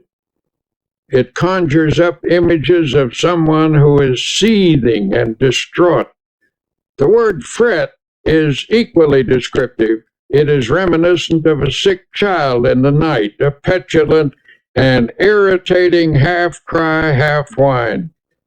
To fret is a term usually used when talking about children, but unfortunately it frequently describes the emotional reaction of many adults. The Bible advises us to fret not thyself. This is sound advice for people of our time. If we are to have power to live effectively, we just need to stop fuming and fretting and find instead real peace of mind. But how do you go about doing that? The first step is to reduce your pace, or at least the tempo of your pace. We don't usually realize how fast we're driving ourselves. Many people destroy their bodies by this pace, but even worse, they tear their minds and souls to shreds as well. The pace at which we live is determined by our thinking habits. It's possible for someone to live a quiet, physical existence and yet maintain a fast tempo emotionally. When the mind goes rushing on pell-mell from one feverish attitude to another, it becomes feverish too. This overstimulation produces fatigue, frustration, and emotional illness, And if this effect is so physically and emotionally pronounced, imagine what it does to that deep inner essence of the personality known as the soul. It is impossible to have peace of soul if one's tempo is so feverishly accelerated. God simply won't go that fast. He will not endeavor to keep up with you. He says, in effect, go ahead if you must with this foolish pace, and when you are worn out, I will offer you my healing. But I can make your life rich if only you will slow down and live and move and have your being in me. You see, God moves imperturbably, slowly, and with perfect organization. The only wise rate at which to live is at God's rate. God gets things done, and they are done right, and He does them without hurrying. He neither fumes nor frets. He is peaceful, and therefore very efficient. This same peace is offered to us. Peace I leave with you. My peace I give unto you. Sometimes I wonder if this generation isn't so accustomed to tension and noise that many aren't comfortable without it. The deep quietness of woods and valleys, so well known to our forefathers, is almost an alien state to them. It seems that the tempo of their lives doesn't allow them to draw upon the marvelous sources of peace and quietness that the physical world offers. One summer afternoon, my wife and I went for a long walk in the woods. We were stopping at a beautiful lake mountain house, which is set in one of the finest natural parks in this country, 7,500 acres of virgin mountainside, in the middle of which is a lake that is set like a gem in the forest. Here you come out of the deep woods onto some noble promontory and rest your eyes on great valleys set among hills, rock-ribbed and ancient as the sun. These woods, mountains, and valleys constitute what ought to be a sure retreat from every confusion in this world. On this afternoon, as we walked, there was a mixture of summer showers and sunlit hours. We were drenched and started to fret about it a bit because it took the press out of our clothes. Then we told each other that it doesn't hurt a human being to get drenched with clean rainwater, that the rain feels cool and fresh on one's face, and that you can always sit in the sun and dry yourself out. So we walked under the trees and talked, and then fell silent. We were listening deeply to the quietness. In the strict sense, the woods are never still. There is tremendous activity always in the process. But on this beautiful afternoon, nature's sounds were quiet, harmonious. Nature was laying its hand of healing quietness upon us, and we could actually feel the tension being drawn off. Just as we were falling under this spell, the faint sounds of something passing for music came to us. It was a nervous, high-strung music, so popular these days. And presently through the woods came three young people, and one of them was lugging a portable radio. They were three young city people out for a walk in the woods, and tragically enough were bringing their noise along with them. They were nice folk, too, for they stopped and we had a pleasant talk with them. It occurred to me to ask them to turn that thing off and listen to the music of the woods. But I didn't feel it was my business to instruct them, and finally they went on their way. We commented on the loss they were incurring. that they could pass through this peacefulness and not give ear to the music that is as old as the world, harmony and melody the like of which man has never equaled, the song of the wind through the trees, the sweet notes of birds singing their hearts out, the whole background of the music of the spheres. Remember the words of Jesus. Come ye yourselves apart into a desert place and rest a while. Frequently enough, I've had to remind myself to practice this truth. But we must discipline ourselves to quietness if we expect its benefits in our lives. To help reduce the tension that seems to dominate people everywhere, you can start by reducing your pace. To do that, you will need to slow down and quiet down. Do not fume. Do not fret. Practice being peaceful. Practice the peace of God, which passeth all understanding. Then note the quiet sense of power that wells up within you. A physician gave some rather unusual advice to a patient of his, one of those aggressive, go-getter types of businessmen. This man had been telling him that he takes his briefcase home with him every night, packed with important work that must get done right away. When the doctor asked if someone else couldn't help him with it, the man snapped, "No, I'm the only one who can do it. Everything depends on me." The doctor asked, "If I write a prescription, will you follow it?" This, believe it or not, was the prescription. His patient was to take off 2 hours every working day and go for a long walk. Then he was to take off a half day a week and spend that half day in a cemetery.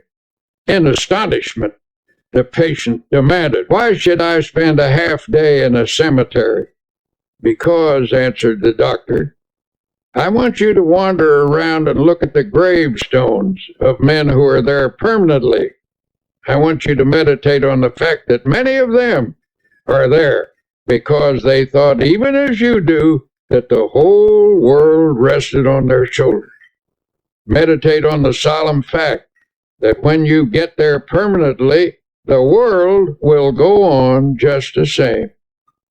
There are times when it is essential to check our headlong pace, and it must be emphasized that the only way to stop is to stop. Believe me, I know personally from experience. I once went to a certain city to give a lecture and was met at the plane by a committee. I was rushed to a bookstore where I had an autographing party, and then to another bookstore where another autographing party was held. Then they rushed me to a luncheon. After rushing through the luncheon, I was rushed to a meeting. After the meeting, I was rushed back to the hotel, where I changed my clothes and was rushed back to a reception, where I met several hundred people and drank 3 glasses of fruit punch. Then I was rushed back to the hotel and told I had 20 minutes to dress for dinner. When I was getting dressed, the phone rang and somebody said, "Hurry, hurry, we must rush down to dinner." Excitedly, I chattered, "I will rush right down." I rushed from the room and was so excited that I could scarcely get the key into the lock. Hastily, I checked myself to make sure I was completely dressed and rushed toward the elevator. All of a sudden, I stopped. I was out of breath.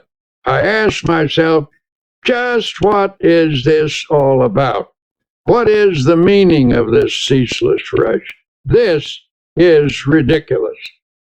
Then I declared independence and said, I don't care if I go to dinner or not. I do not care whether I make a speech. I do not have to go to this dinner, and I do not have to give a speech. So deliberately and slowly I walked back to my room and took my time about opening the door. I telephoned the man downstairs and said, "If you want to eat, go ahead. If you want to save a place for me, I will be down after a while when I'm good and ready. But I'm not going to rush anymore." So I removed my coat, sat down, took off my shoes, put my feet up on the table, and just sat. Then I opened the Bible and very slowly read aloud the 121st Psalm.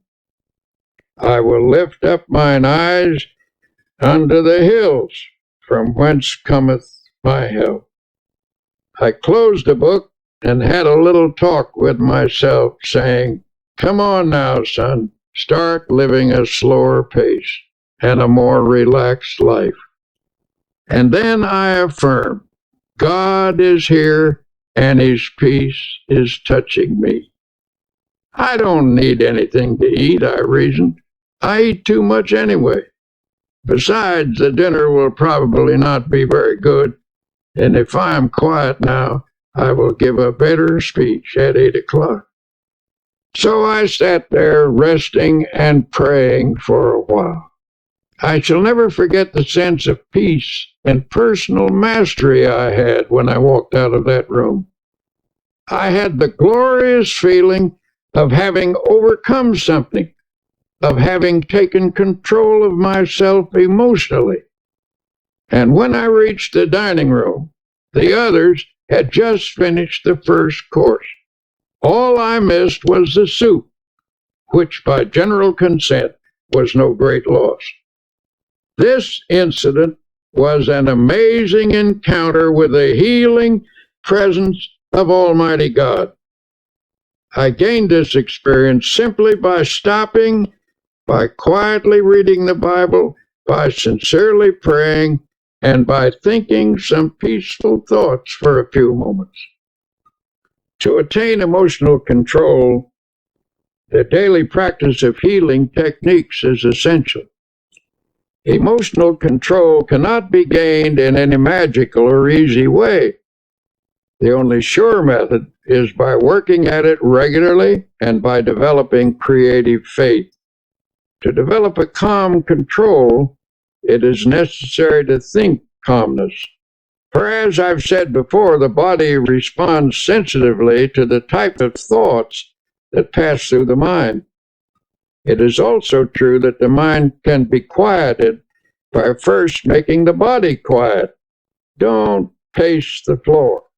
Don't wring your hands. Don't pound or shout or argue or walk up and down.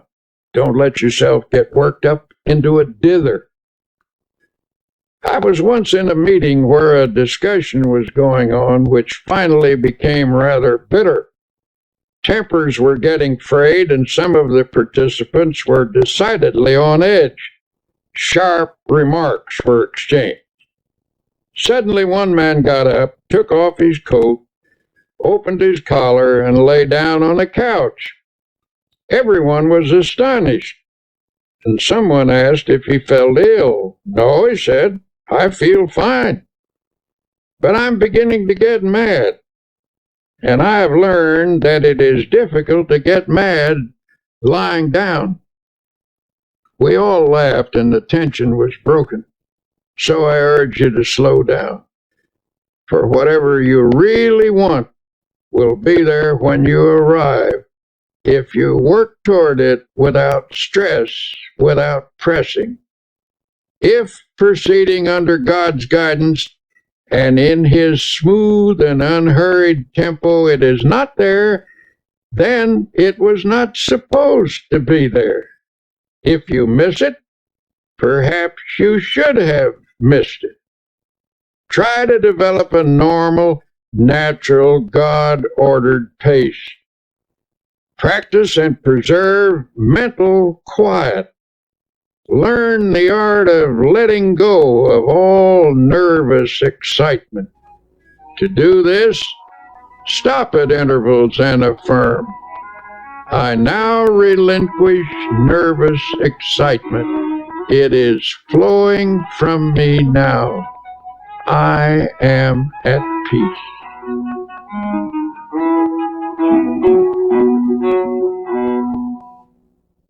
If you have a tendency to fume and fret, here are some exercises that can help you achieve a more peaceful inner tempo. 1. Sit relaxed in a chair. Yield yourself completely to the chair. Starting with your toes and proceeding to the top of your head, conceive of every part of your body as relaxing. Affirm this relaxed state by saying, "My toes are relaxed, my fingers are relaxed, my facial muscles are relaxed," and so on. 2. Think of your mind as the surface of a lake in a storm, tossed by waves and whipped by the wind. Then imagine the waves subside and the surface placid and smooth. 3. Spend 2 or 3 minutes thinking of the most beautiful and peaceful scenes you have ever beheld.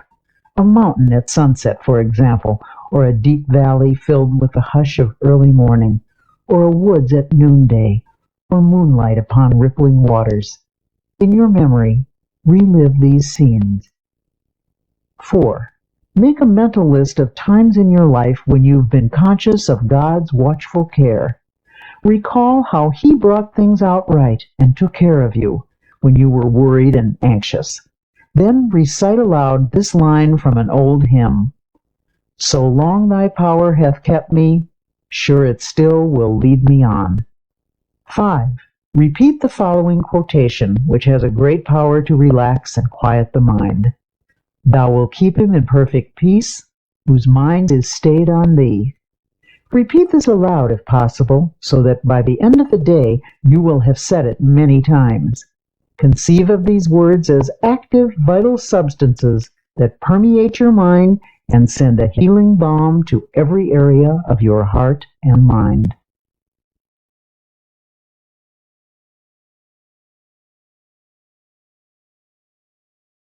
The connection between the mind and the body is a subtle but powerful one. Emotional turmoil can sap your energy, reduce your efficiency, cause poor health, and of course, steal your chances for happiness. Here's Dr. Peale with some thoughts on reversing this process and restoring your vitality. A physician I know says many of his patients have nothing wrong with them except their thoughts. He has a favorite prescription for some of them, and it's a verse from the Bible, no less. It reads, "Be ye transformed by the renewing of your mind." He finds that when his patients change the pattern of their thoughts, they actually achieve a more peaceful state of mind. And that helps to produce health and well-being. Many people can benefit from such a prescription of prayer, faith, and dynamic spiritual thinking. Here's an example. The sales manager of a large company had experienced a serious decline in both ability and energy. He had once been a man of outstanding efficiency and power, but in the last year or so, he lost his creative skill and sales were slipping badly. 2 vacations brought no improvement. This man's physician recommended to the company president that his patient come to our religio-psychiatric clinic for an interview. When he arrived, he was rather indignant at being sent to a church. "This is a pretty pass," he fumed, "when they send a businessman to a preacher. I suppose you're going to pray with me and read the Bible," he said irritably. "Well, I wouldn't be surprised," I answered, "for sometimes our trouble lies in an area where prayer and the therapy of the Bible can have an important effect." He proved most sullen and uncooperative until I was finally forced to say to him, "Listen, I want to tell you bluntly that you'd better cooperate with us or you're going to be fired." "Who told you that?" he demanded. "Your boss," I replied.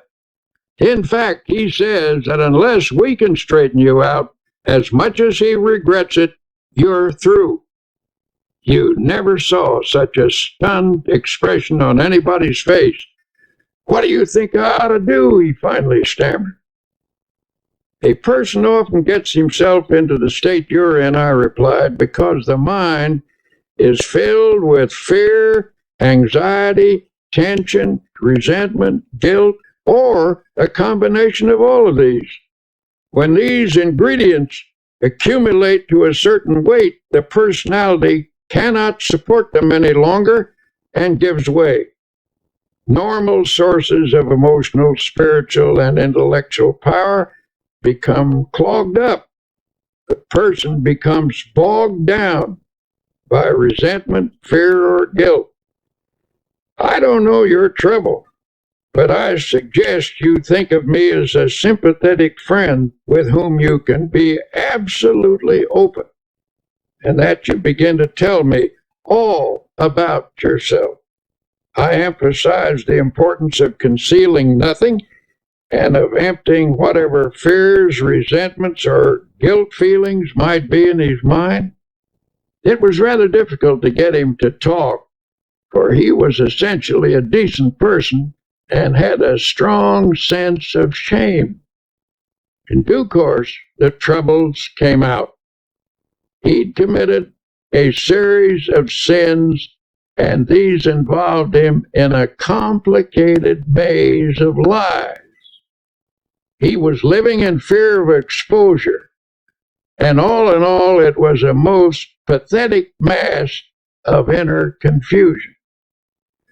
I shall never forget the way he reacted when it was all over. Standing on his feet, he began to stretch. He stood on tiptoes, reaching his fingers toward the ceiling, and then took a deep breath. "My," he said, "I feel good." It was a dramatic expression of release and relief. Then I suggested that he pray and ask God to forgive him and to fill him with peace and cleanness. "Do you mean for me to pray aloud?" he asked dubiously. "I never did that in my whole life." "Yes," I said, "it's a good practice, one that will strengthen you." It was a simple prayer, and as best as I can recall it, this is what he said: "Dear Lord, I've been an unclean man, and I'm sorry for the wrong I have done. I've poured it all out to my friend here. I now ask you to forgive me and to fill me with peace. Also, make me strong so that I will never repeat these actions. Help me to be clean again, and better, lots better." He went back to his office that very day. Nothing was ever said to him, and it did not need to be, for soon he got back into stride and regained his position as one of the best sales managers in his city. Later, I met his president, who said, "I don't know what you did to Bill, but now he certainly is a ball of fire." "It wasn't me," I replied. "God did it." Every thoughtful person who has ever considered the matter realizes that doctors are right when they tell us that grudges, resentment, jealousy, vindictiveness, hate, and so on are attitudes that produce poor health. The effects of anger are among the worst. Have a fit of anger and experience for yourself that sinking feeling in the pit of your stomach, that sense of sickness. Chemical reactions in the body are set up by emotional outbursts, which in turn result in feelings of ill health. Should these continue, either violently or in a simmering state, over a period of time, the general condition of the body will deteriorate. Violent negative emotions place great strain upon the heart.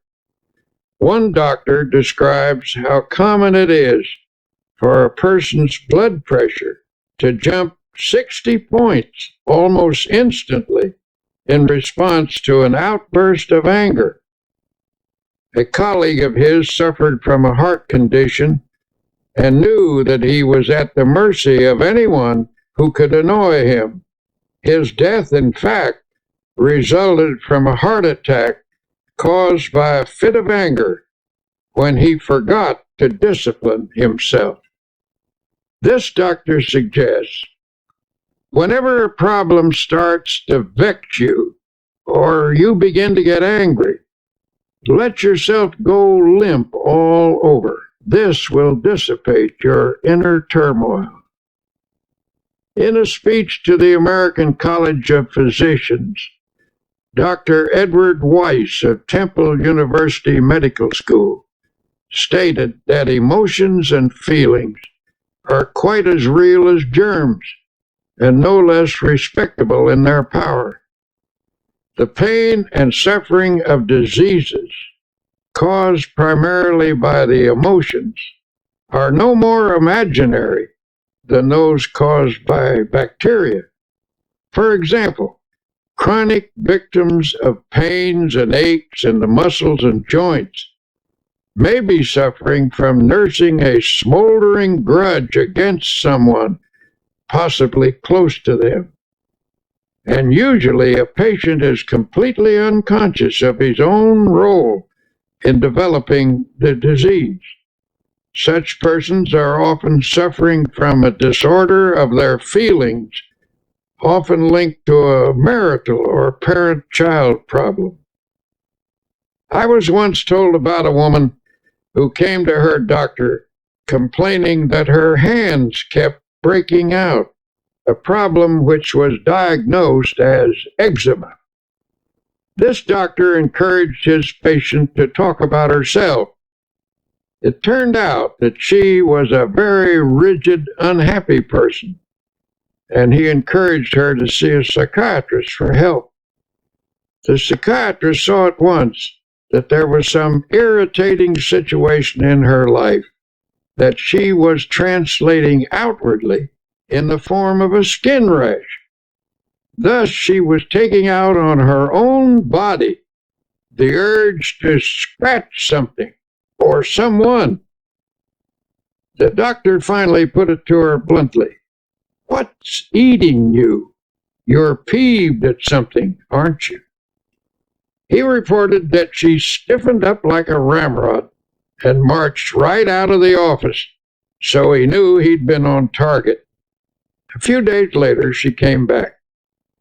Due to the agony of the eczema, she was ready to let him help her, even if it meant she had to give up a hatred. It turned out to be a family argument about a will. This woman felt she'd been unfairly treated by a younger brother. When she got rid of her hostility and made up with her brother, the eczema vanished within 24 hours. Such cases go on and on. When people allow their emotions to get the better of them, their body responds by breaking down in small or sometimes in large and grave ways. How we think we feel physically has a definite effect on how we do feel. If your mind tells you you're tired or ill, the nerves and the muscles accept that as a fact. On the other hand, if you convince yourself that you feel refreshed and healthy, energy and well-being can also be generated.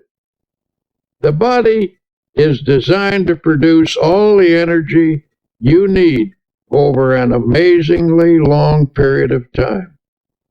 To have good health, a person must take reasonable care of his body with proper diet, exercise, sleep, and so on. To complete the prescription, a well-balanced emotional life is also necessary. When body, mind, and spirit work harmoniously, energy is continuously replenished. The longer I live, the more I'm convinced that neither age nor circumstance needs to deprive us of energy and vitality. If you are feeling under par, I recommend that you do a very scrupulous self-analysis. Honestly, ask yourself if you're harboring any ill will or resentment or grudges, and if so, cast them out. Every day and every night of your life, these feelings eat away at you. Emotional ills sap your energy, reduce your efficiency, cause poor health, and of course, they steal your chances for happiness. And yet some people still think that when the Bible tells us not to hate or get angry, it is theoretical advice. The Bible is not theoretical. It is our greatest book of wisdom. It is filled with practical advice on living and on health. Since irritation, anger, hate, and resentment have such a powerful effect on our health, what is the antidote? Obviously, the solution is to fill the mind with attitudes of goodwill, forgiveness, faith, love, and an indomitable spirit. To get you started in conquering such negative emotions, here are some practical suggestions. 1. Remember that anger is an emotion, and an emotion is always warm, even hot. To reduce an emotion, cool it. We all know that when a person gets angry, hands clench, the voice rises stridently, muscles tense, the body becomes rigid. Physically, you become poised to fight with adrenaline shooting through your body. To counter this reaction, deliberately oppose the heat of this emotion with coolness. Freeze it out. Use your will to keep your hands from clenching by holding your fingers out straight. Deliberately reduce the tone of your voice. Bring it down to a whisper. Slump in a chair or even lie down if possible. Remember, it's difficult to argue in a whisper or even get mad while lying down. 2. At the moment, it may be a bit hard to pray, but try it anyway. At least conjure up a picture of God in your mind and try to think of Him angry as you are. You can't do it, and the effort will serve to puncture your hostility. 3. Instead of counting to 10 when you feel anger mounting, try the first 10 words of the Our Father. Our Father, who art in heaven, hallowed be thy name. Say that 10 times and your anger will lose its power over you. 4. Anger is an emotion which is sometimes the accumulation of many minor irritations. These irritations, each rather small, gather force as one is added to another, finally bursting forth in a fury. To dry up the tiny drops that feed the great river of anger, make a list of everything that irritates you, no matter how inconsequential it may seem. Then make each separate irritation a special object of prayer. Get a victory over each, one at a time. Instead of destroying all of your consolidated anger, use prayer to snip away at each annoyance that feeds it. 5. When a situation occurs in which your feelings are hurt, get it straightened out as quickly as possible. Don't brood over it. Do something about it. Don't allow yourself to sulk or indulge in self-pity or mope around with resentful thoughts. If your feelings are hurt, see if you can talk to the person you're having trouble with. Try to resolve the situation right away so the incident doesn't get distorted or out of proportion. Put some spiritual iodine on the hurt by saying a prayer of love and forgiveness. 6. Allow the grievance to drain out of your mind. Go to someone you trust and pour it out until not a vestige of it remains within you. Then forget it. 7. Pray for people who hurt your feelings. Continue this until you feel the malice fading away. You may have to pray for quite a while to get this result.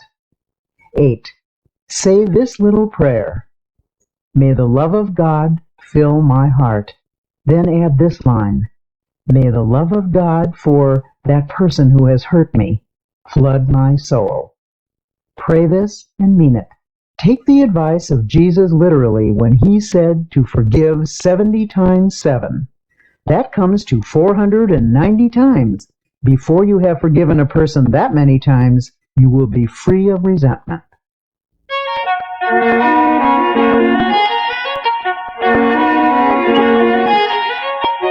can have a devastating effect on your physical and emotional health.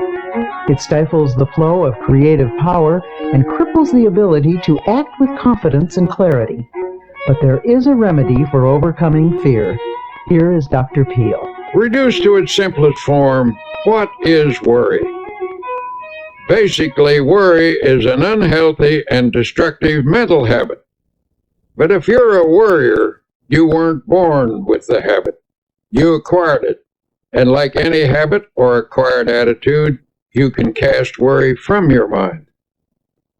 A famous psychiatrist asserts that anxiety is the great modern plague.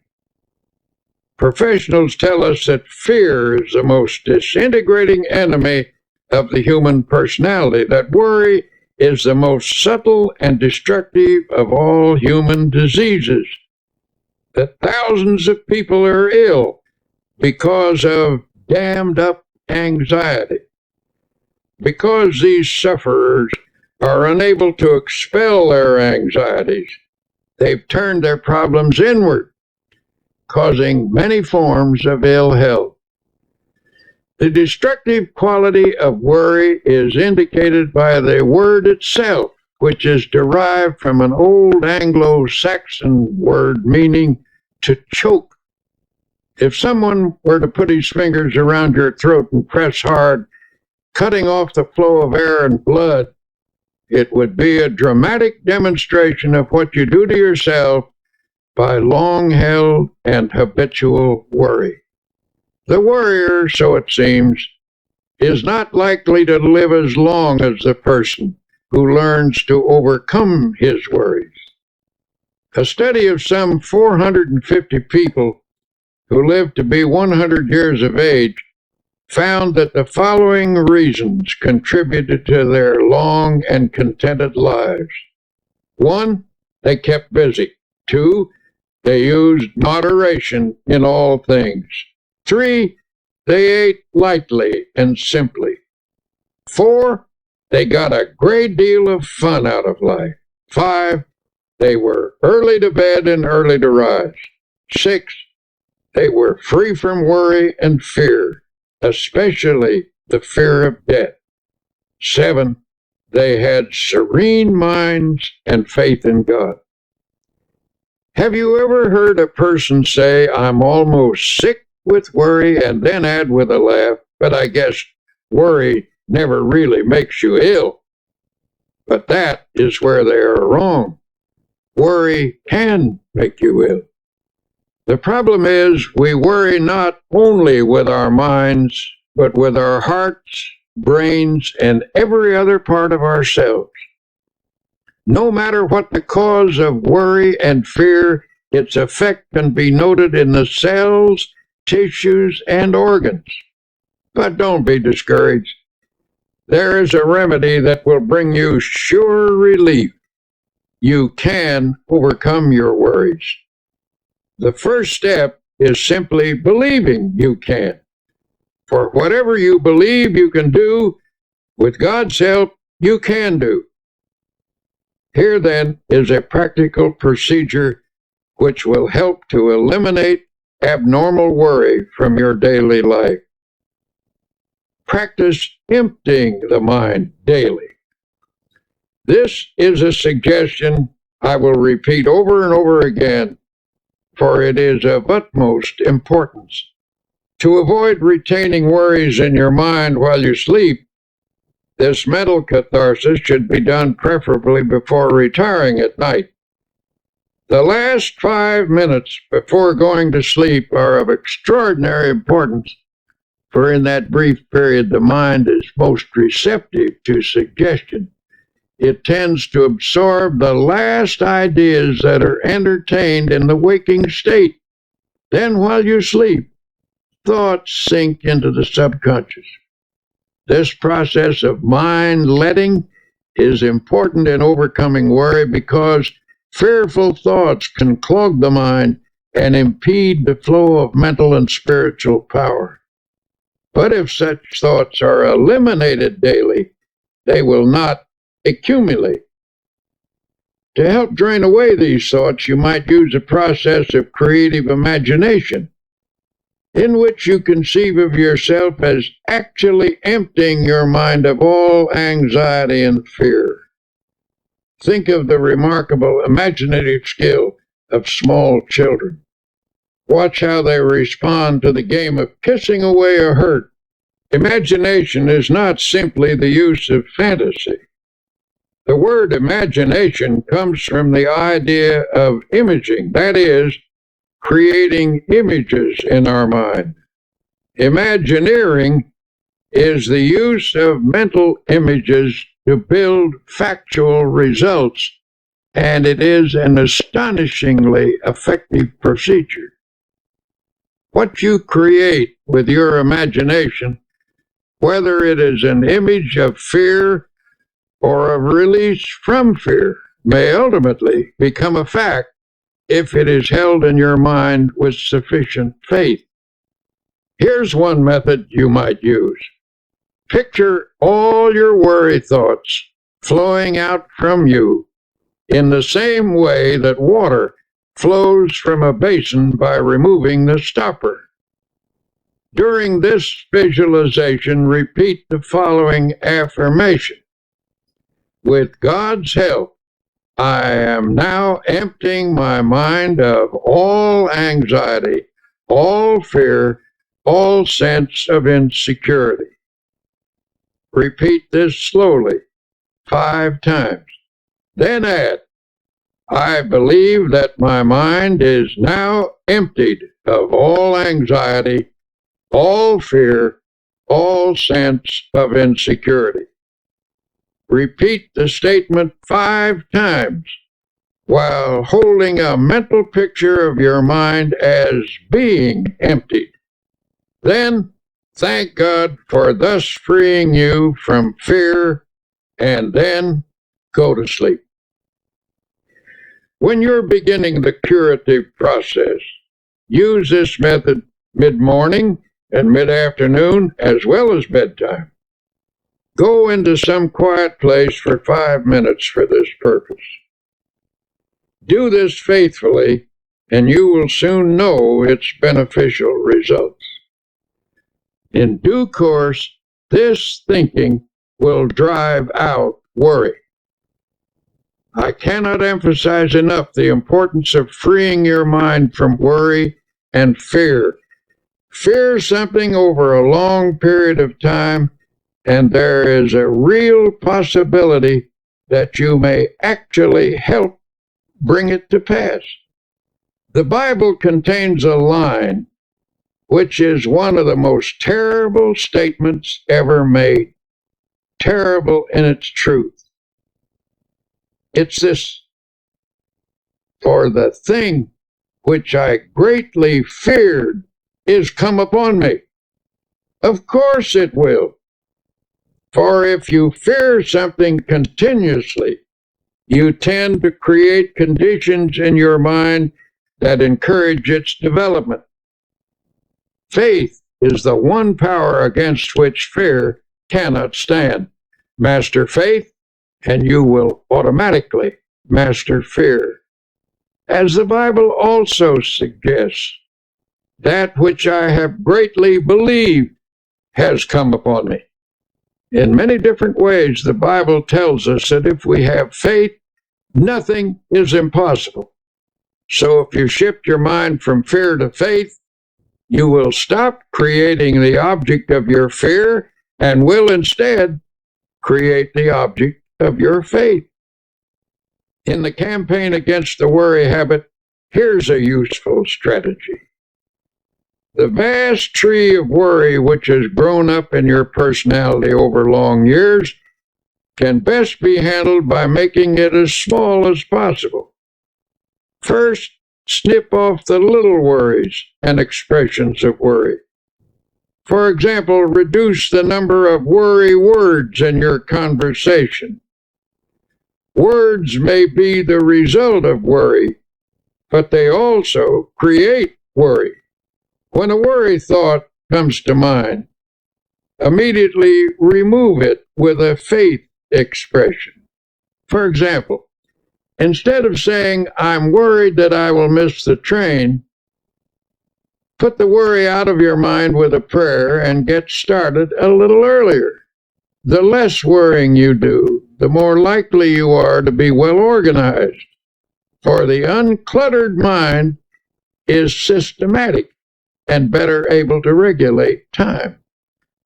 A friend of mine says that every morning before he gets up, he repeats the words, I believe, 3 times. Thus, at the day's beginning, he conditions his mind to faith, and it never leaves him. His mind accepts the conviction that by faith, he is going to overcome his problems and difficulties during the day. He starts the day with creative, positive thinking in his mind. He believes, and it is very hard to hold back the person who believes.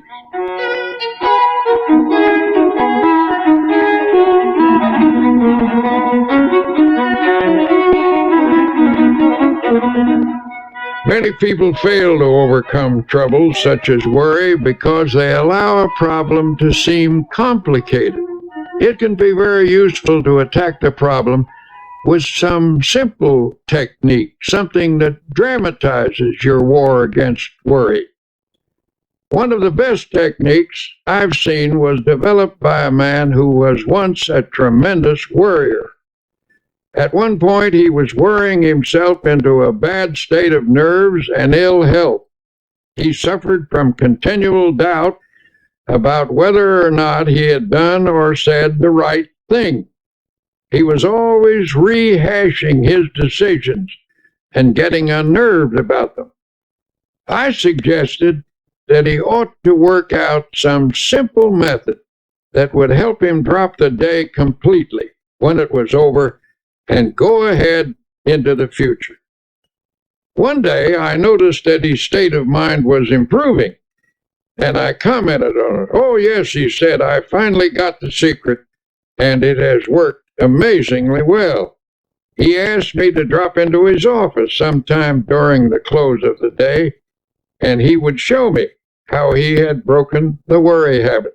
One evening I did, and he explained that he'd worked out a little ritual to perform every night before leaving his office.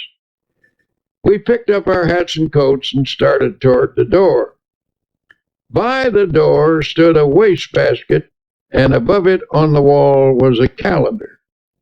You could see only one date at a time, and that date was in large print.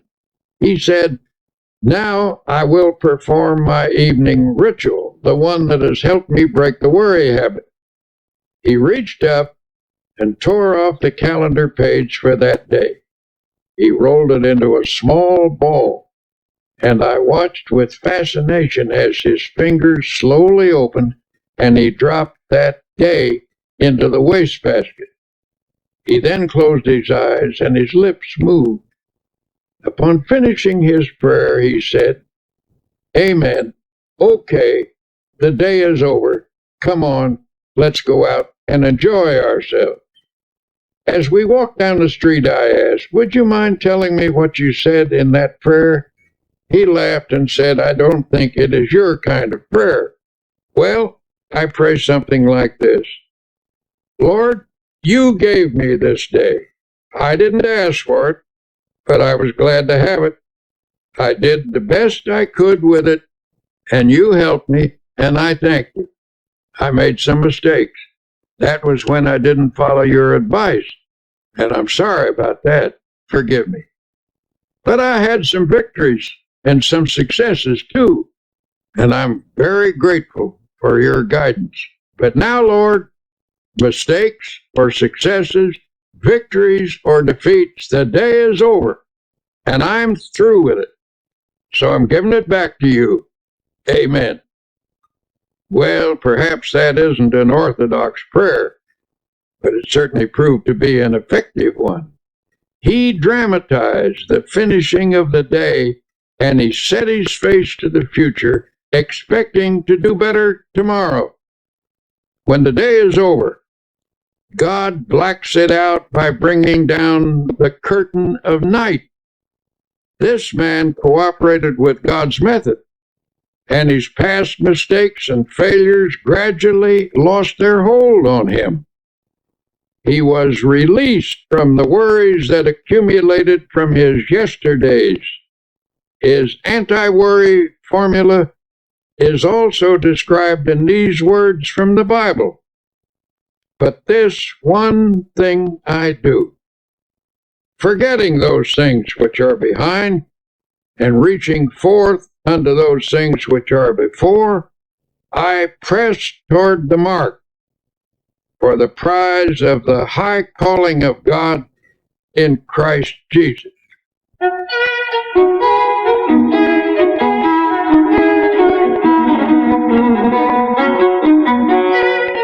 To help you break the worry habit, here are some practical suggestions you can start using right away. 1. Say to yourself, worry is a very bad mental habit. I can change any habit with God's help. 2. You can become free of worry by practicing the opposite and stronger habit of faith. With all the strength and perseverance you can command, start practicing faith. 3. How do you practice faith? Here's a good way to begin. First thing every morning before you rise, say out loud, I believe. 4. Recite this prayer frequently. I place this day, my life, my loved ones, my work in the Lord's hands. There is no harm in the Lord's hands, only good. Whatever happens, whatever results, if I am in the Lord's hands, it is His will, and it is good. 5. Practice saying something positive about everything. For example, don't say, this is going to be a terrible day. Instead, affirm, this is going to be a glorious day. Don't say, I'll never be able to do that. Instead, affirm, with God's help, I will do that. 6. Shoot an injection of faith into all your conversations. A group of people talking pessimistically can infect every person in the group with negative feelings. But by talking up rather than down, you can drive off that depressing atmosphere and make everyone feel hopeful. 7. One reason you're a worrier is because your mind is literally saturated with thoughts of gloom, defeat, and apprehension. To counteract these, mark every passage in the Bible that speaks of faith, hope, and happiness. Commit each to memory. Say them over and over again until they saturate your subconscious mind. Then the subconscious will return to you what you have given it, namely optimism, not worry. 8. Help others cure the worry habit. In helping another to overcome worry, you get greater power over it within yourself. 9. Every day of your life, conceive of yourself as living in partnership and companionship with God. If He actually walked by your side, would you be worried and afraid? Well then, say to yourself, He is with me.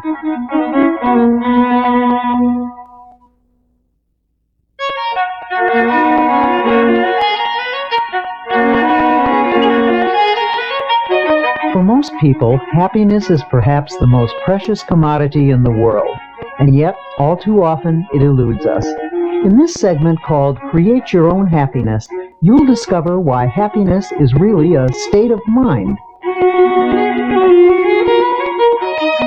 Once I met a man who absolutely bubbled over with radiant happiness. When I asked him his secret, he said, why, it's just as plain as the nose on your face. When I get up in the morning, I realize I have two choices, either to be happy or unhappy. And what do you think I do? I just choose to be happy, and that's all there is to it.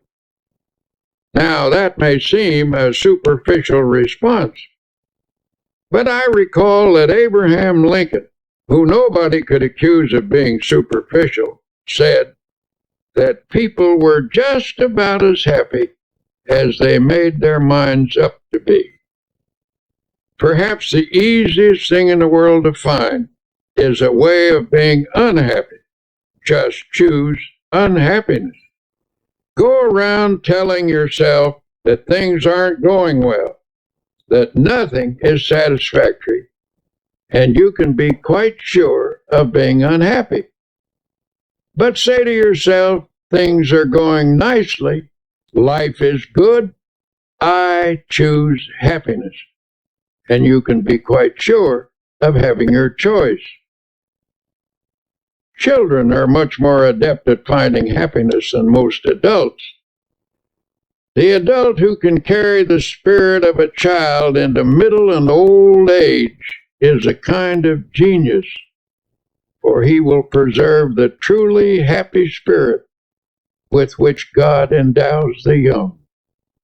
The subtlety of Jesus Christ is remarkable, for he tells us that the way to live in this world is to have a childlike heart and mind. In other words, never get old or dull or jaded in spirit. Don't become super sophisticated. A 9-year-old was asked what makes her happy. She listed her playmates, her school, her church, and her family. That list incorporates all the elements that are important in adult life, too. Your friends and associates, your work, your place of worship, and the home circle where you find love.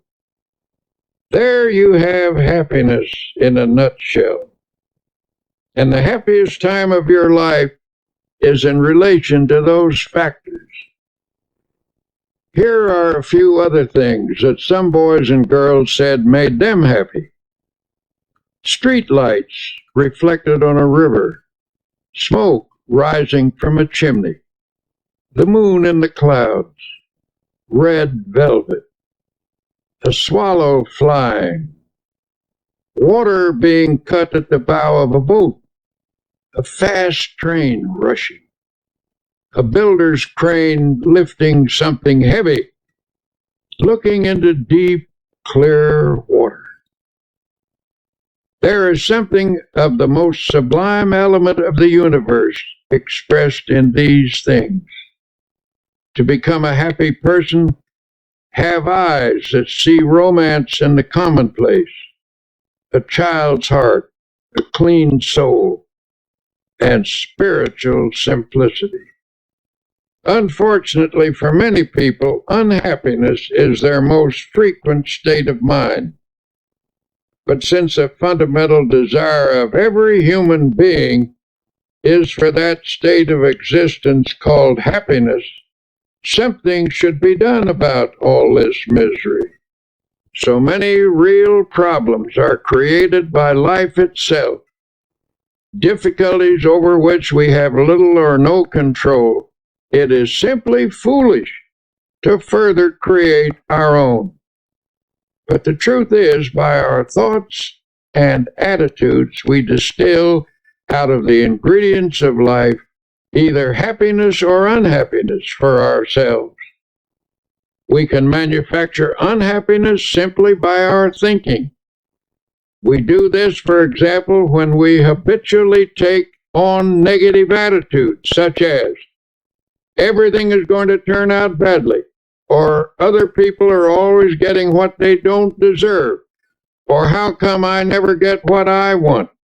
Unhappiness is further increased when we saturate our minds with resentment, hate, fear, and worry. Well then, if we ourselves create such a large proportion of our unhappiness, how can we produce happiness instead?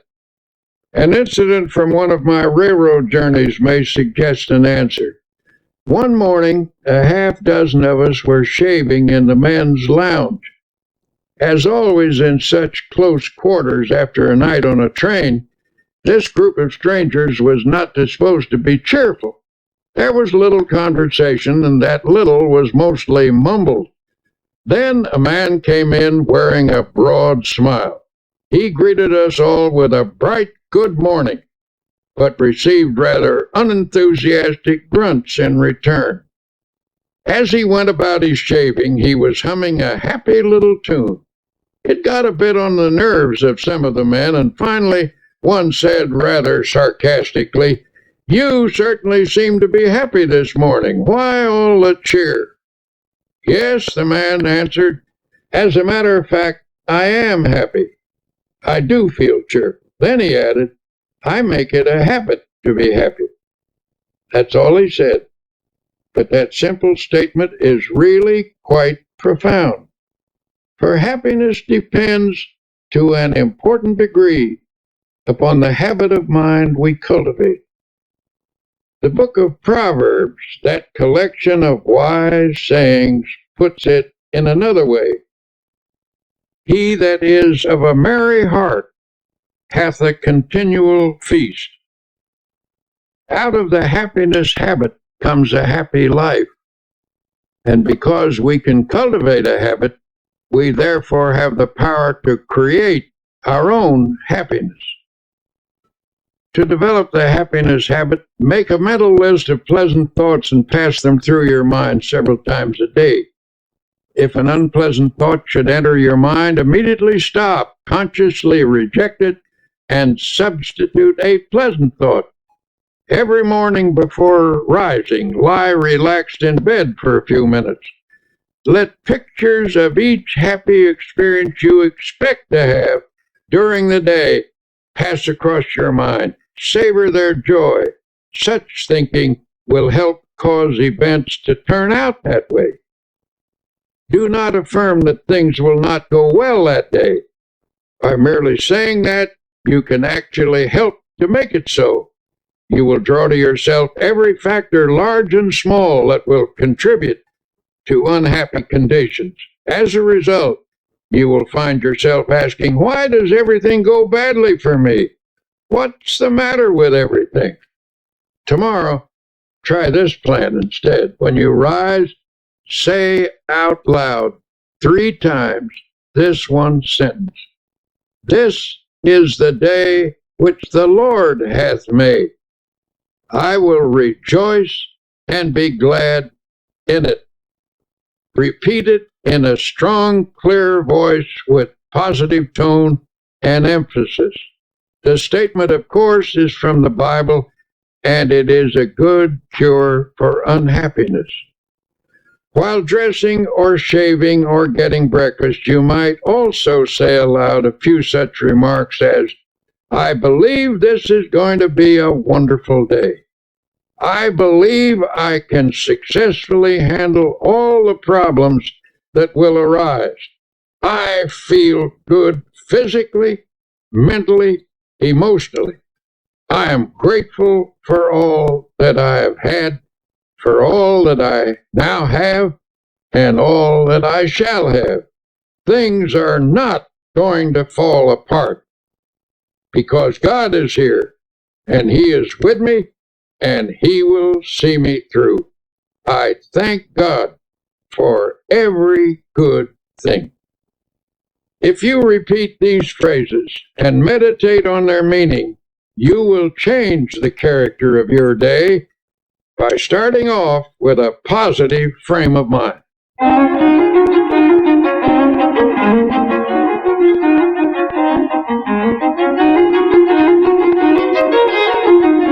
And yet it is not enough to practice even such important techniques as these unless throughout the day you also base your actions upon fundamental principles of happy living. One of the most simple and basic of such principles is that of human love and goodwill. One man who truly knew happiness was a friend of mine named Ralston Young, who was once famous as Red Cap number 42 in New York City's Grand Central Station. This man carried bags for a living, but his real job was living the spirit of Christ. As he carried a person's suitcase, he tried to share a little Christian fellowship. He carefully watched a customer to see if there was any way he could give them more courage and hope. One day he was asked to take an elderly lady down to her train.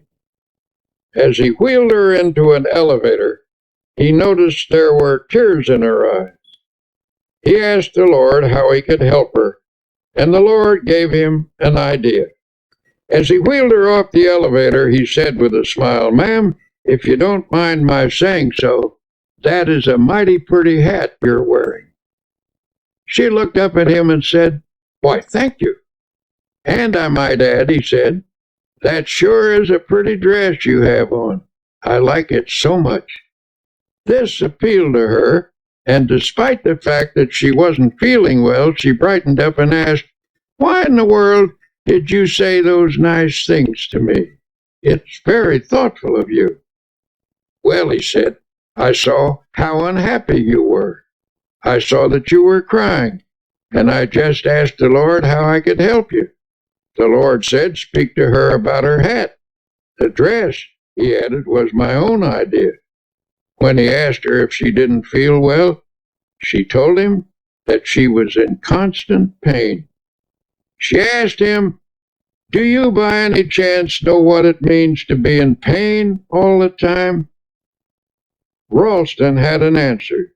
"Yes, ma'am, I do. A long time ago I lost an eye, and it hurt like a hot iron day and night. But," she said, "you seem to be happy now. How did you do it?" By this time he had her in her seat in the train, and he said, "Prayer, ma'am, just by prayer." Softly she asked, "Does prayer, just prayer, take your pain away?" "Well," answered Ralston, "perhaps it doesn't always take it away. I can't say that it does, but it always helps to overcome it so it doesn't seem like it hurts so much.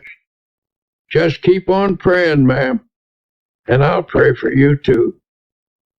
Her tears were dried now, and she looked up at him with a smile, took him by the hand, and said, "You've done me so much good." A year passed, and one night at the station a young woman came to see Ralston. She said, "I bring you a message from the dead. Before she died, my mother told me to find you and to tell you how much you helped her last year when you took her to the train in her wheelchair. She will always remember you, even in eternity, for you were so kind and loving and understanding." Then the young woman burst into tears and sobbed in her grief. Ralston stood quietly watching her. Then he said, "Don't cry, Missy. Don't cry. You shouldn't cry. Give a prayer of thanksgiving instead." She was surprised by this response, and Ralston went on, "Why, because many people have become orphans much younger than you. You had your mother a long, long time, and besides, you still have her. You will see her again. She is near to you now, and she always will be near to you.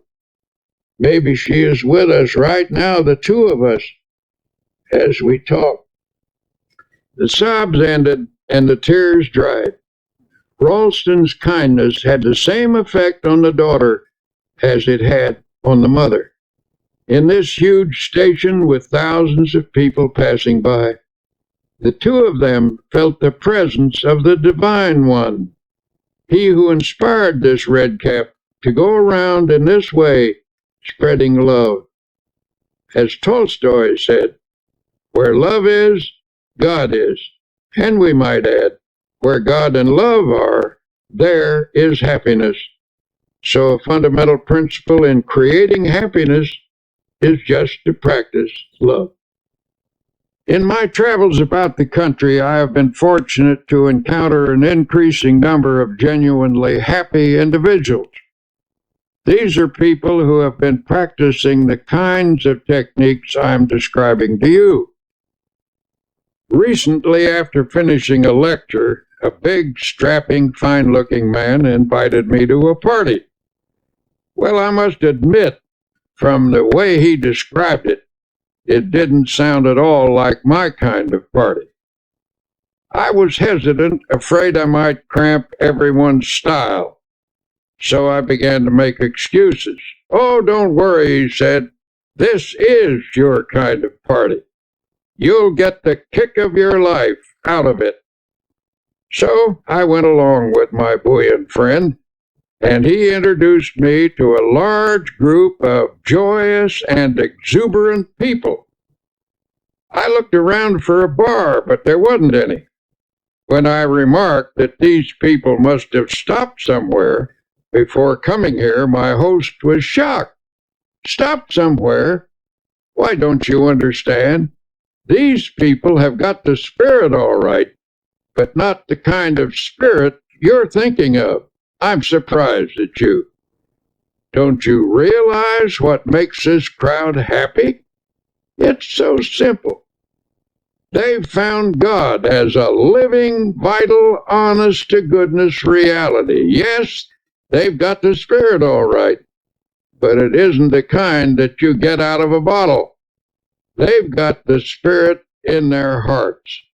Then I saw what he meant. This wasn't a crowd of pious, stodgy people. Some were leaders of that town, business people, lawyers, doctors, teachers, and a lot of simpler folk besides. And they were having a wonderful time talking about God and doing it in the most natural manner imaginable. They were telling one another about the changes that had occurred in their lives through spiritual power. Those who have the naive notion that you can't laugh and be light-hearted when you're religious should have been in on that party. Well, I left that evening with a Bible verse running through my mind. "In him was life, and the life was the light of men." That was the light that I saw on the faces of those happy people, an inner light reflected outwardly on their faces, and it came from an effervescent spiritual something that they had taken into themselves. Life means vitality, and these people obviously were getting their vitality from God. Through faith in God and in themselves, they had found the power that creates confidence and happiness. If you want to create a little more happiness in your life, here are a few ideas. 1. Remember it is primarily your thoughts and attitudes that determine how happy you are. Never allow resentment, hate, fear, or worry to dominate your thoughts. 2. Make it a habit to be happy. You can cultivate this habit, so you do have a choice. As the book of Proverbs says, "He that is of a merry heart hath a continual feast." 3. Practice happy thinking. Make a mental list of pleasant thoughts and pass them through your mind several times each day. If an unpleasant thought should enter your mind, immediately stop, consciously reject it, and substitute a pleasant one. 4. Each day when you arise, say this one sentence out loud. "This is the day which the Lord hath made. I will rejoice and be glad in it."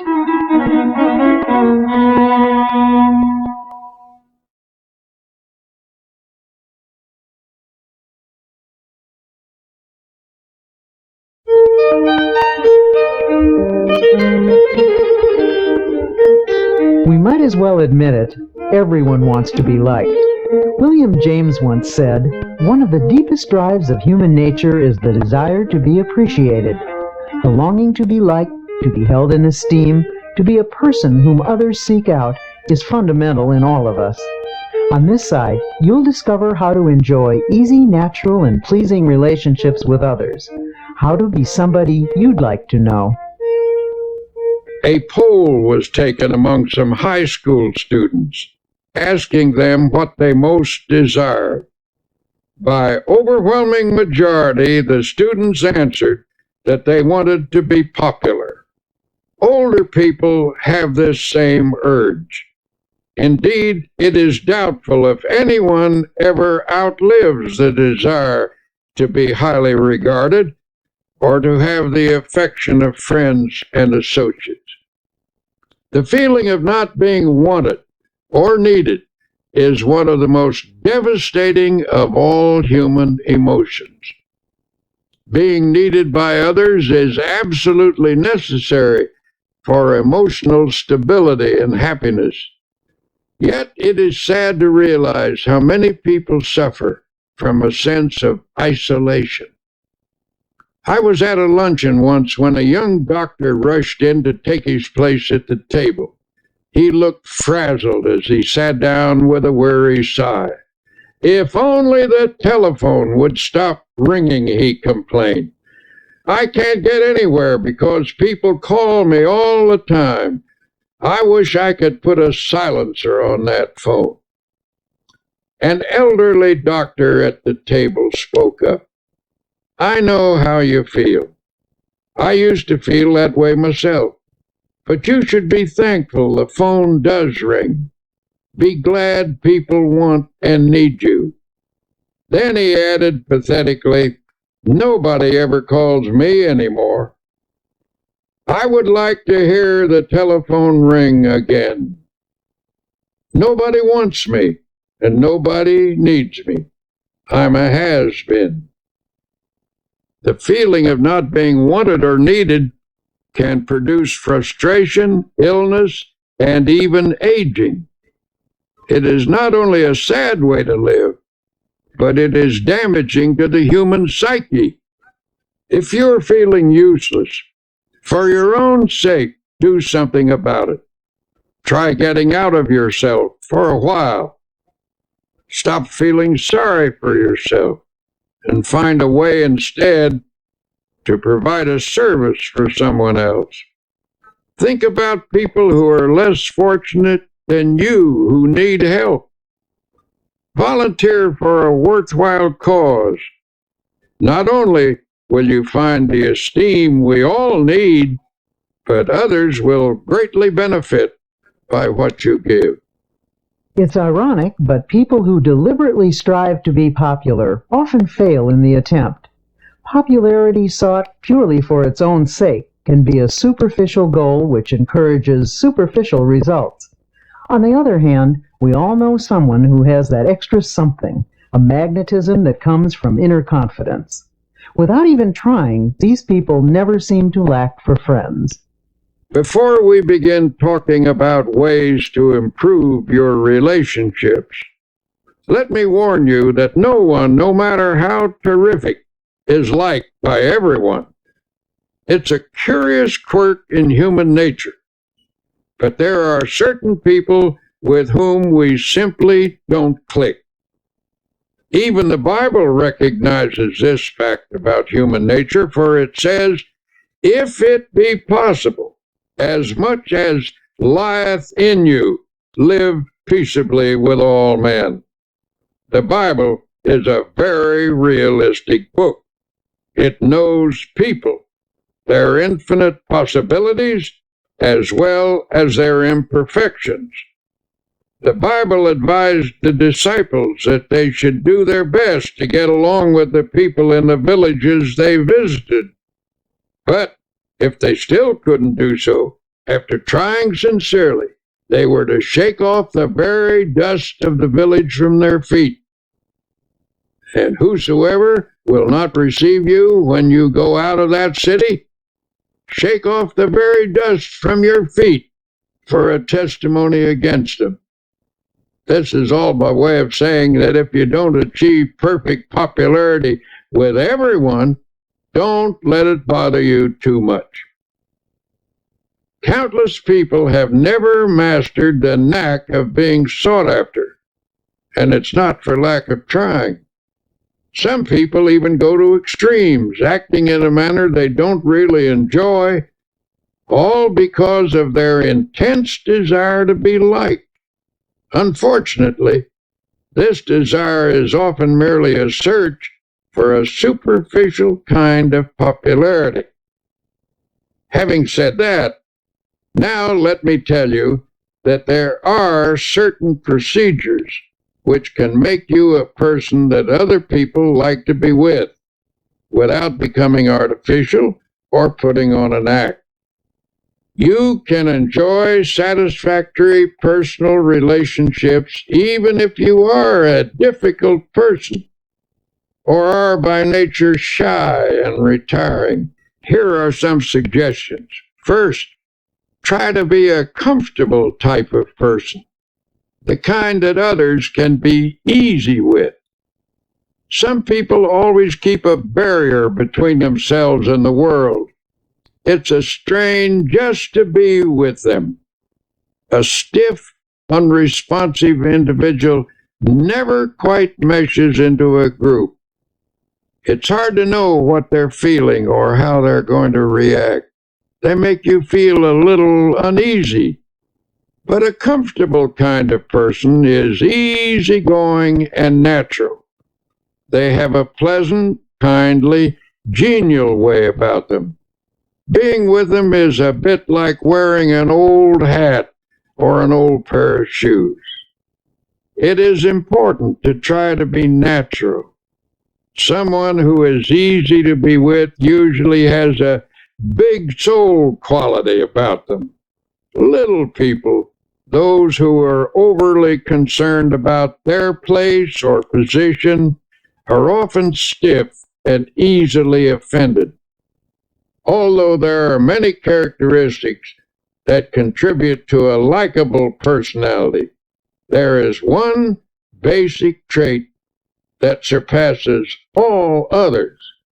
That is a sincere and forthright interest in and love for people. If you're having trouble with relationships, perhaps you should look for elements in your personality that cause strain when you're with others. Don't automatically assume that other people don't like you because of something wrong with them. Perhaps the trouble is within yourself. Finding and eliminating such problems requires scrupulous honesty and may also involve the help of a professional counselor. The scratchy elements of your personality may be qualities you've acquired over the years. Perhaps you assumed them as a defense, or they may be the result of attitudes developed in your younger days. Regardless of their origin, they can be eliminated. A man once came to us seeking help for problems with personal relationships.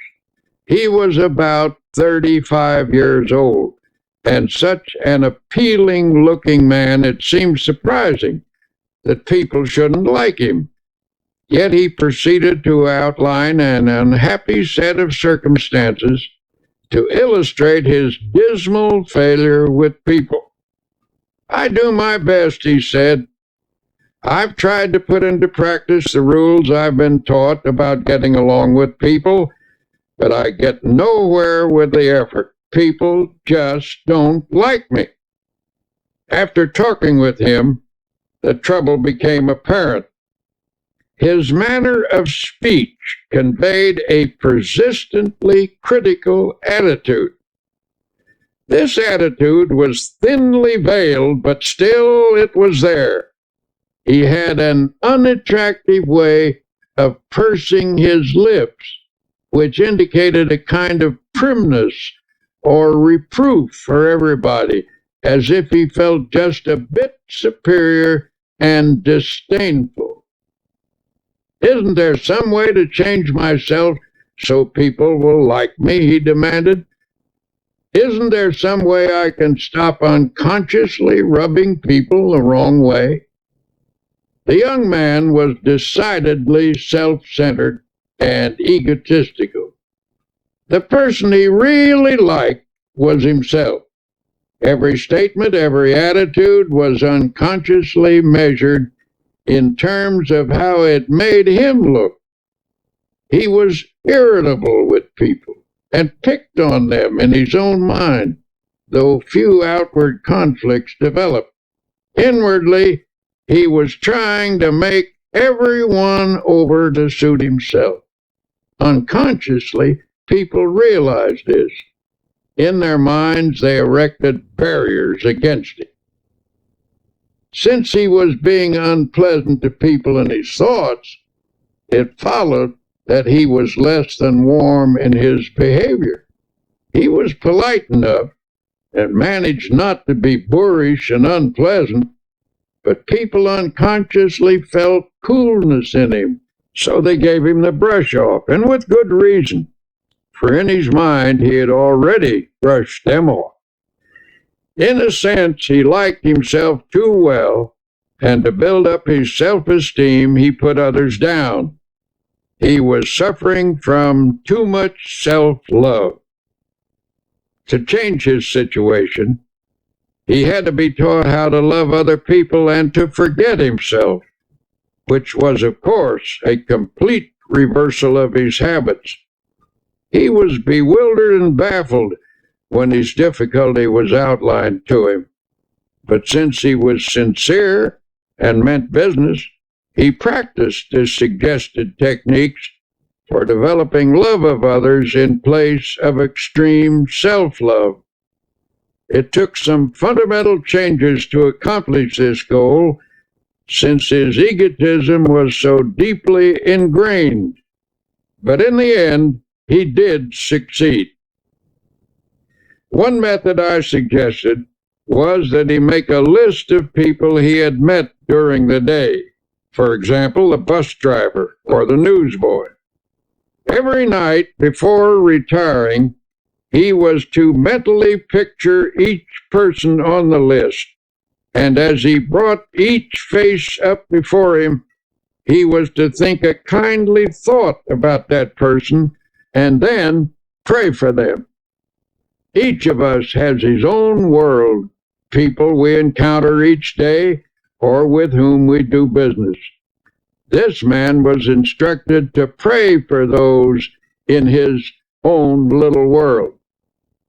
For example, the first person he saw each morning was the elevator man in his apartment house. Normally, he'd say a perfunctory good morning. Now he took the time to have a little chat. He asked the elevator man about his family and about his interests. He found that he had an interesting point of view and some experiences which were quite fascinating. He began to see new values in a person who had previously been a mechanical robot to him. He actually began to like the elevator operator, and in turn, the elevator operator, who had formed a pretty accurate opinion of the young man, began to reverse his views. They established a friendly relationship. So the process went from person to person on his list. One day the young man said, "I've found that the world is filled with interesting people, and I never realized it before." When he made that observation, he proved that he was losing himself. And when he did that, as the Bible so wisely tells us, he found himself. In losing himself, he found himself and lots of new friends besides. People began to like him. Learning to pray for other people is a very important step in this process. When you pray for someone, you tend to lift the relationship to a higher level. The best in other people begins to flow out toward you as your best flows toward them.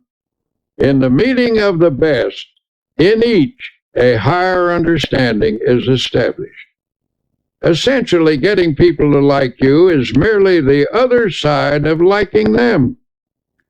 One of the most popular men who lived in the United States in this century was the late Will Rogers. And one of the most characteristic statements he ever made was, "I never met a man I didn't like." Now, that may have been a slight exaggeration, but I'm sure Will Rogers didn't think so. That is truly the way he felt about people, and as a result, people open up to him like flowers to the sun. Another important way to get people to like you is to practice building up their ego. Everyone has a normal desire for feelings of self-importance. If I deflate your ego, and therefore your self-importance, I show my lack of respect for you. Though you may laugh it off, I have indeed wounded you. And while you may exercise charity toward me, unless you are finely developed spiritually, you're not going to like me very much. On the other hand, if I elevate your self-respect and contribute to your feelings of personal worth, I am showing high esteem for your ego. I have helped you to be your best self, and in return, you appreciate my efforts. You are grateful to me. You like me for it. Almost anyone that you help to build up and become a better person will give you his devotion. Build up as many people as you can, but do it sincerely and unselfishly. Do it because you like them and because you recognize their potential. If you do good for people, affection and esteem will flow back to you. Best of all, you will never lack for friends. The basic principles for getting people to like you are simple. Here are 10 practical exercises to help you become someone that you'd like to know. 1. A person's name is very important. When you meet someone, try to remember their name. If you don't, they may feel you're not very interested in them. 2. Be the comfortable sort of person with whom others feel relaxed. Try to make them feel at home with you. 3. Acquire that quality of relaxed easygoingness so that everyday irritations don't ruffle you. 4. Don't be egotistical. Guard against giving the impression that you know it all. 5. Try to be an interesting person. Cultivate interests to keep your mind alive. People enjoy being with someone who is stimulating. 6. Get those scratchy elements out of your personality. If you suspect there may be bothersome traits you're not aware of, get a friend or perhaps a professional to help you. 7. Attempt to heal the misunderstandings you've had with others. Sincerely drain off your grievances. 8. Practice liking people until it comes naturally to you. 9. Never miss an opportunity to say a word of congratulations upon someone's achievement or express sympathy for their sorrow or disappointment. 10. Strengthen your spiritual life. Then offer strength to others that will help them meet life more effectively. Give strength to people, and they will give affection to you.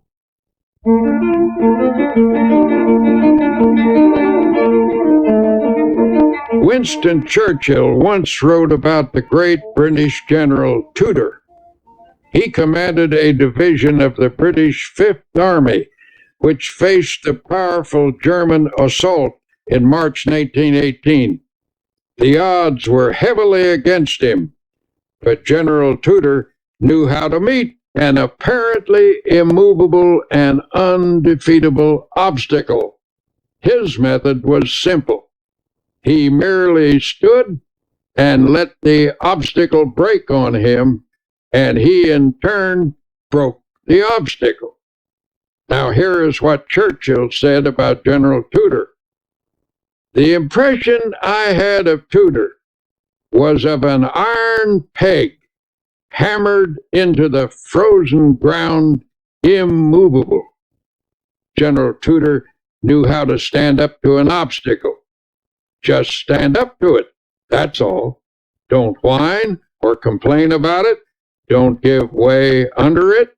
Stand up to it, and it will finally break.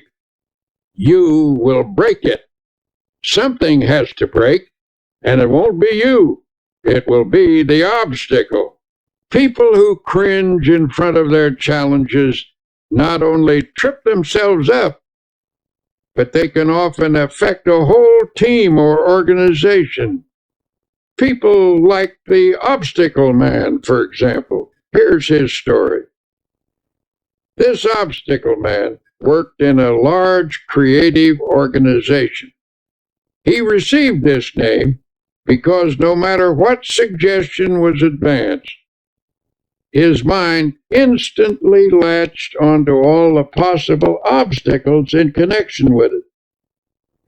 One day, the directors of his firm were considering a project which involved considerable expense and some definite hazards, as well as possibilities for success.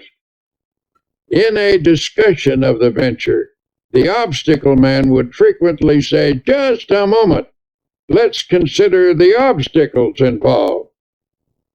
Now, present at this meeting was another man who said very little, but who was greatly respected by his colleagues for his ability and achievements. After listening to the obstacle man's litany of objections, he finally asked, "Why do you constantly emphasize the obstacles in this proposition instead of the possibility?" The obstacle man responded, "To be intelligent, one must always be realistic, and it is a fact that there are definite problems with this project. What attitude would you take toward these obstacles, may I ask?" The other man unhesitatingly replied, "What attitude would I take toward these obstacles? Why, I would just remove them, that's all, and then I would forget them." "But," said the obstacle man, "that's easier said than done. You say you would remove them and forget them. May I ask if you have any technique for doing this that the rest of us have never discovered?" A slow smile came over the face of the other man as he said, "Son, I've spent my entire life removing obstacles, and I never saw one yet that couldn't be removed, provided you had enough faith and guts and were willing to work. Since you want to know how it's done, I'll show you." He then reached into his pocket and took a card out of his wallet. He shoved the card across the table and said, "There, read that. That's my formula. And don't give me a song and dance about how it won't work either. I know better from experience." The obstacle man picked up the card and with a strange look on his face, read the words to himself. "Read them out loud," urged the other man. In a slow, dubious voice, he read, "I can do all things through Christ who strengthens me." The owner of the card put it back in his wallet and said, "I've lived a long time and have faced a lot of difficulties, but there is power in those words, actual power, and with it you can remove any obstacle." He said this with confidence, and everyone knew he meant it. He was in fact a remarkable man who had overcome many odds, and his successful track record spoke for itself. His positive attitude, plus the fact that he was not in any sense holier than thou, made his words convincing to the men around the table. At any rate, there was no more negative talk from the obstacle man or anyone else from then on. The project was put into operation, and despite risks and difficulties, it turned out successfully. Think of the winning mentality that sports champions cultivate. When a game seems to be going against them, they can't let discouragement creep in. They can't let negative thoughts dominate, or they will lose the power to win. To be a champion in your own arena, your mental and spiritual resources must be razor sharp with confidence. Now you may say, "But you don't know my circumstances. I'm in a different situation than anybody else, and I'm about as far down as a human being can get." Well, if that's true, and you're down as far as you can get, in that case, congratulations, for you're at the bottom, And the bottom is a wonderful place. The only place you can go from the bottom is up. On the other hand, it's hard to say you're in a situation that no one has ever encountered before. There is no such situation. Practically speaking, there are only a few human stories, and they've all been enacted before. This is a fact we must never forget. There are people in this world who have overcome every conceivable difficulty, even the most hopeless, even the one in which you now find yourself. There is always a way out. A wise old man was once asked how he overcame the many difficulties of his life. How do I get through a trouble? Well, first I try to go around it. And if I can't go around it, I try to get under it. And if I can't get under it, I try to go over it. And if I can't go over it, I just plow right through it. Then he added, God and I plow right through it together.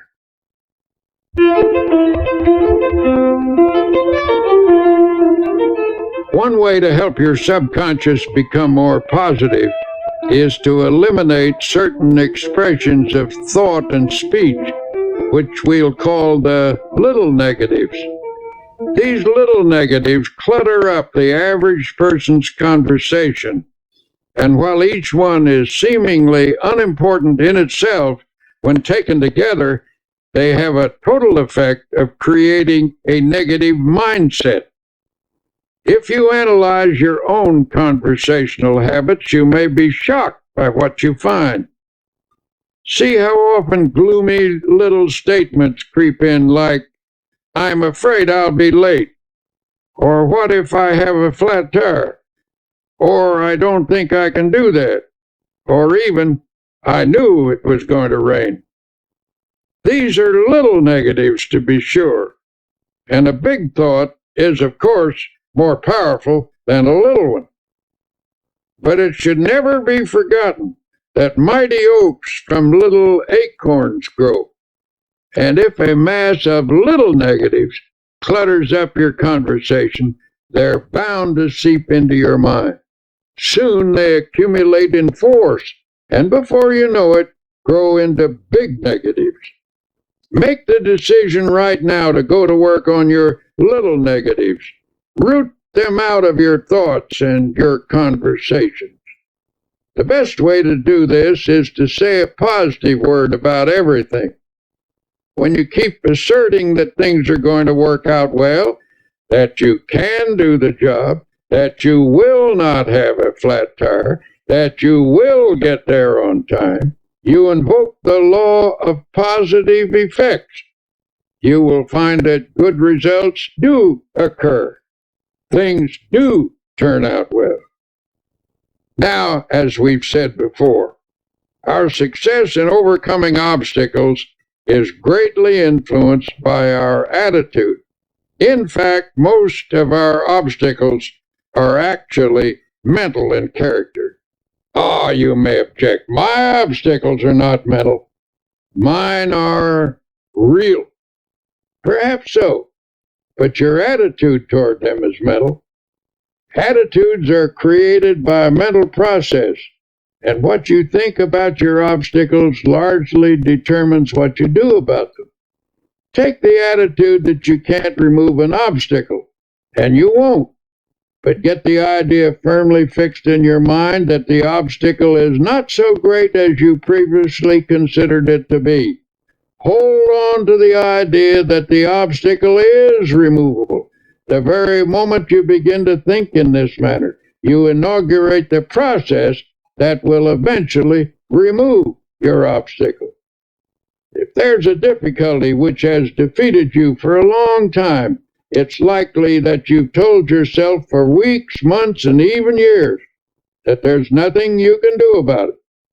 When you emphasize only your inabilities, your mind gradually concludes that you are indeed incapable. And when your mind is convinced, you're convinced, for as you think, so you are.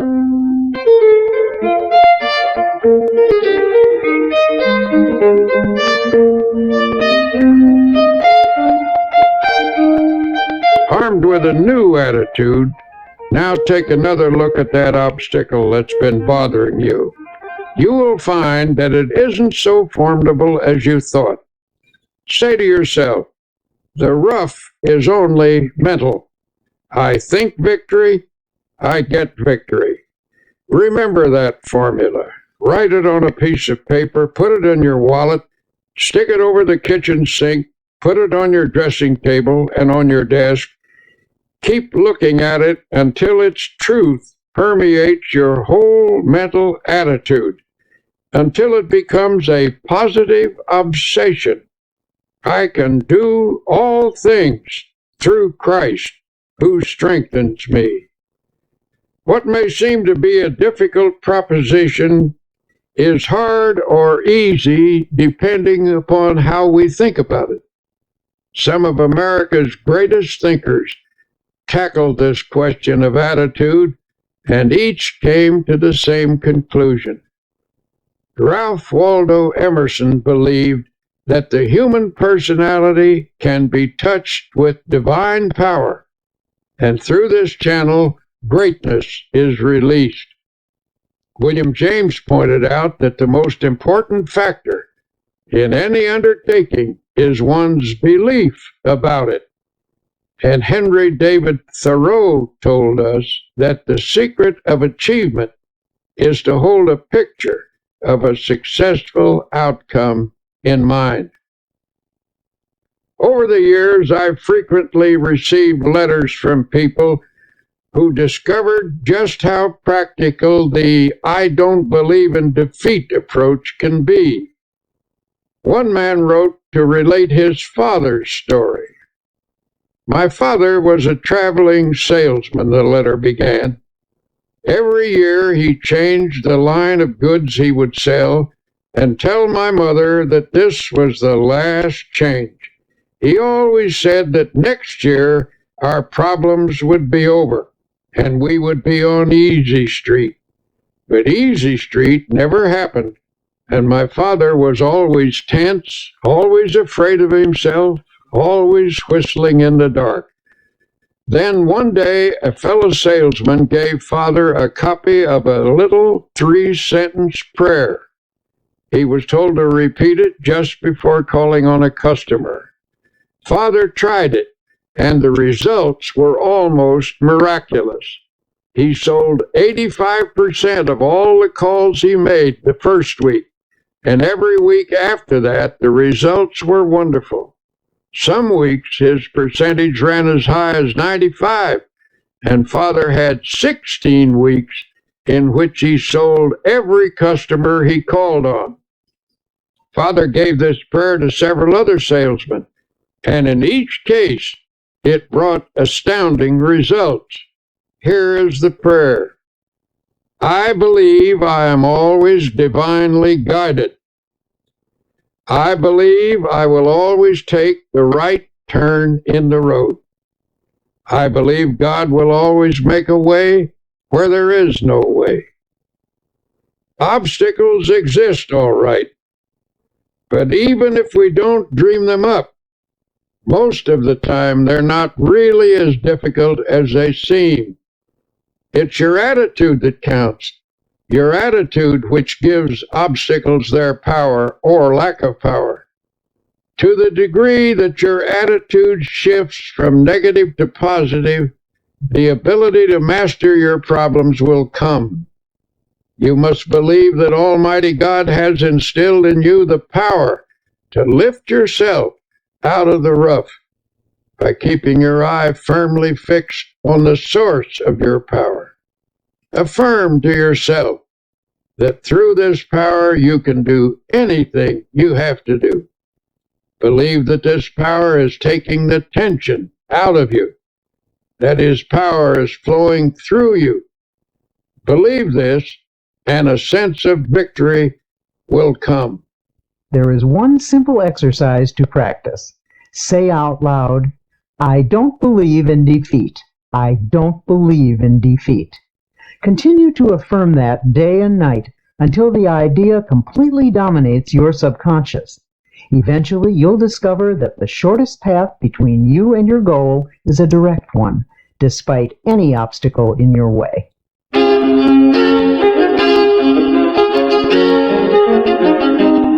Here you will discover the practical secrets that can lead to a life in which dreams are achieved and expectations are fulfilled. As Dr. Peale says, life cannot deny itself to the person who gives life his all. So, as you listen, keep in mind your most burning desire. Surely there's a way to make it come true. Have you been trained to believe? Are you convinced that you can successfully complete any task you set for yourself? Or are you a doubting Thomas? Do you shrink from even hoping for the things that you would love to accomplish? When you begin something, what do you really expect to happen? If you haven't been doing too well at achieving your goals, perhaps it's time to examine your expectations. It was William James who said, "Our belief at the beginning of a doubtful undertaking is the one thing that ensures the successful outcome of the venture." Rule number 1, when there's something you want, learn to believe. The Bible teaches a technique for obtaining spiritual power, a method which emphasizes how a person can make something of himself. When released, this power can provide one of the greatest forces in human nature: belief, positive thinking, faith in God, faith in other people, faith in yourself, faith in life. This is the essence of the technique. If thou canst believe, it says, all things are possible to him that believeth. If you have faith, nothing shall be impossible unto you. According to your faith, be it unto you. Believe, believe, believe. So it drives home the truth that faith moves mountains. For those who are serious about getting the best out of life, I will once again suggest that you read the New Testament. Notice the number of times it refers to faith. Select a dozen of the strongest statements about faith, the ones you like the best, then memorize each one. Let these faith concepts drop into your conscious mind.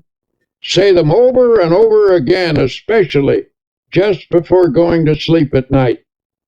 By a process of spiritual osmosis, they will sink from your conscious into your subconscious mind, and in time, they will restructure your basic thought pattern. Believe that you are experiencing this upthrust of force. You will be amazed at the lifting power you will receive.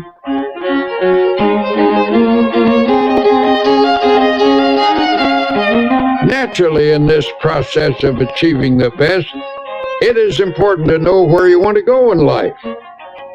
You can reach your goals and make your dreams come true only if you know what you want. Lots of people get nowhere simply because they don't know where they want to go. They have no clear-cut, precisely defined purpose. You cannot expect the best if you think aimlessly. I was once consulted by a 26-year-old man who was dissatisfied with his job. He was ambitious to fill a bigger niche in life and wanted to know how to improve his circumstances. In the course of our conversation, I asked him, "Well, where do you want to go?" The young man replied hesitantly, "I don't know exactly. I've never given it any thought. I only know that I want to go somewhere other than where I am." Well, what can you do best? What are your strong points? I then asked. I don't know, the man responded. I never thought that over. But what would you like to do if you had your choice? What do you really want to do? I just can't say, came the response. I don't really know what I'd like to do. I never thought it over. Finally, I said, now look here. You want to go somewhere from where you are, but you don't know where you want to go. You don't know what you can do or what you would like to do. You'll have to get your ideas organized before you can expect to start getting anywhere. And that is a failure point with many people. They never get anywhere because they have only a hazy idea of where they want to go and what they want to do. No objective leads to no end. A newspaper editor, an outstanding man in his field, was once asked, how did you get to be editor of this important newspaper? I wanted to be, he said simply. Is that all there is to it? He was asked. You want to be, and so there you are? Well, that may not be all of it, but that was a large part of the process, he explained. I believe that if you want to get somewhere in life, you must make a clear decision about what you want to accomplish. Be sure it is a sound objective, then photograph this goal on your mind and hold it there. Work hard, believe in it, and the thought will become so powerful it will tend to assure its own success. I've found that there's a deep tendency to become what your mind pictures, provided the objective is sound and you hold the mental picture strongly enough. Then the editor pulled a well-worn card from his wallet and said, I repeat this quotation every day of my life.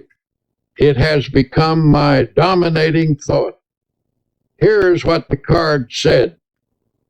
A man who is self-reliant, positive, optimistic, and undertakes his work with the assurance of success magnetizes his condition. He draws to himself the creative powers of the universe. It is indeed a fact that the person who thinks with positive self-reliance and optimism does magnetize his condition, and this releases power to attain a goal. Over and over again, we've seen that what the mind profoundly expects, it tends to receive. Think about that. Perhaps this is because the thing that you expect is what you actually want. Unless you want something deeply enough to create a dynamic atmosphere of positive factors, your desire is likely to elude you. Now here is a great law to meditate upon. Faith, power, works wonders. Those 4 words are packed with dynamic and creative force. Hold them in your thoughts. Say them over and over again. Say them until your mind accepts them, until you believe them. Faith, power, works wonders. You can overcome any obstacle. You can achieve the most tremendous things by faith power. And how do you develop faith power? As I've said before, the answer is to saturate your mind with the great words of the Bible. Spend 1 hour a day reading the Bible and committing its great passages to memory. The change in you and in your experiences will be little short of miraculous.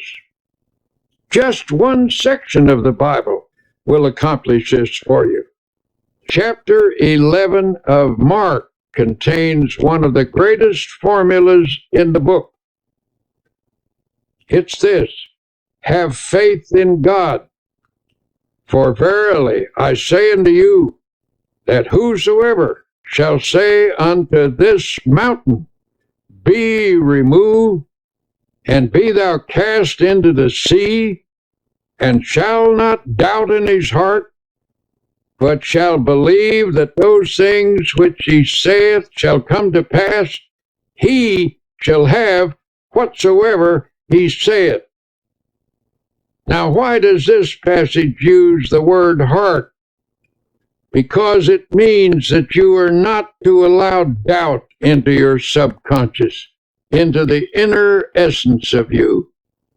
And this doubt is not the kind of superficial doubt which normal, intelligent questioning raises. Rather, we are instructed to avoid the deep, fundamental doubt that obstructs the flow of faith.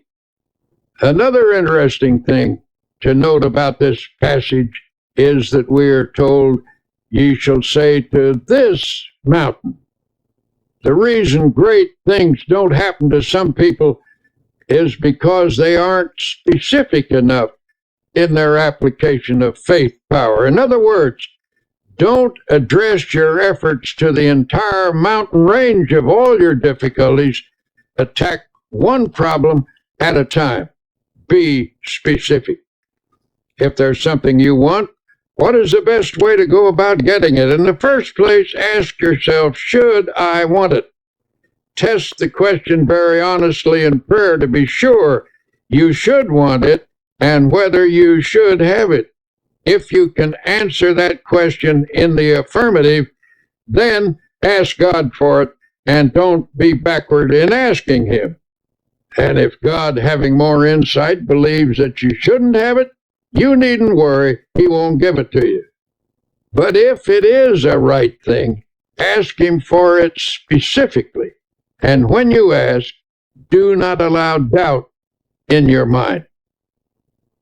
These principles were suggested to one man who perpetually expected the worst in all aspects of his life. He took a negative attitude toward every project or problem he faced and expressed a vigorous disbelief in these principles.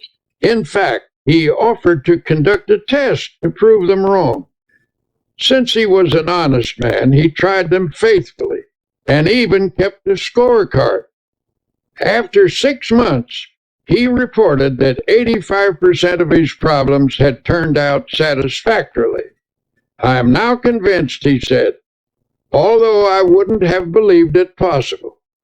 It seems to be true that if you expect the best, you are given some strange kind of power to create conditions that produce the desired results. From now on, I am changing my mental attitude and shall expect the best, not the worst. My test indicates that this is not a theory, but a realistic way to meet life's situations. May I say that I am very interested in you. So every day as you confront the problems of life, I suggest that you affirm as follows. I believe that God gives me power to attain what I really want. Never mention the worst. Never think of it. Drop it out of your consciousness. At least 10 times every day, repeat to yourself, I expect the best, and with God's help, will attain the best. If in the depths of your mind you visualize the best and employ the powers of faith and energy, you will get the best. If with all your heart, that is the secret. If with all your heart, that is to say, if you reach out creatively toward your heart's desire with your entire personality, your reach will not be in vain. So expect the best. Never think of the worst. Drop it out of your thoughts. Let there be no thought in your mind that the worst will happen, for whatever you take into your mind can grow there. So take in only the best. Nurture it. Concentrate on it. Emphasize it. Visualize it. Prayerize it. Surround it with faith. Expect the best at all times, and spiritually creative mind power, aided by God power, will produce the best. you have finished listening to these tapes. What have you heard? Simply a series of practical and workable techniques for living a successful life. You have heard a formula of belief and practice which should help you win victory over every defeat. Examples have been given here of people who have believed and who have applied the suggested techniques. But listening is not enough. Now please go back and practice each technique. They have been tested in the laboratory of spiritual and practical experience. When applied, they will work for you as they have worked for many. We may never meet in person, but through these tapes, I feel we have met. We are friends and partners. So believe and live successfully. Thank you, and best wishes always, Norman Vincent Peale.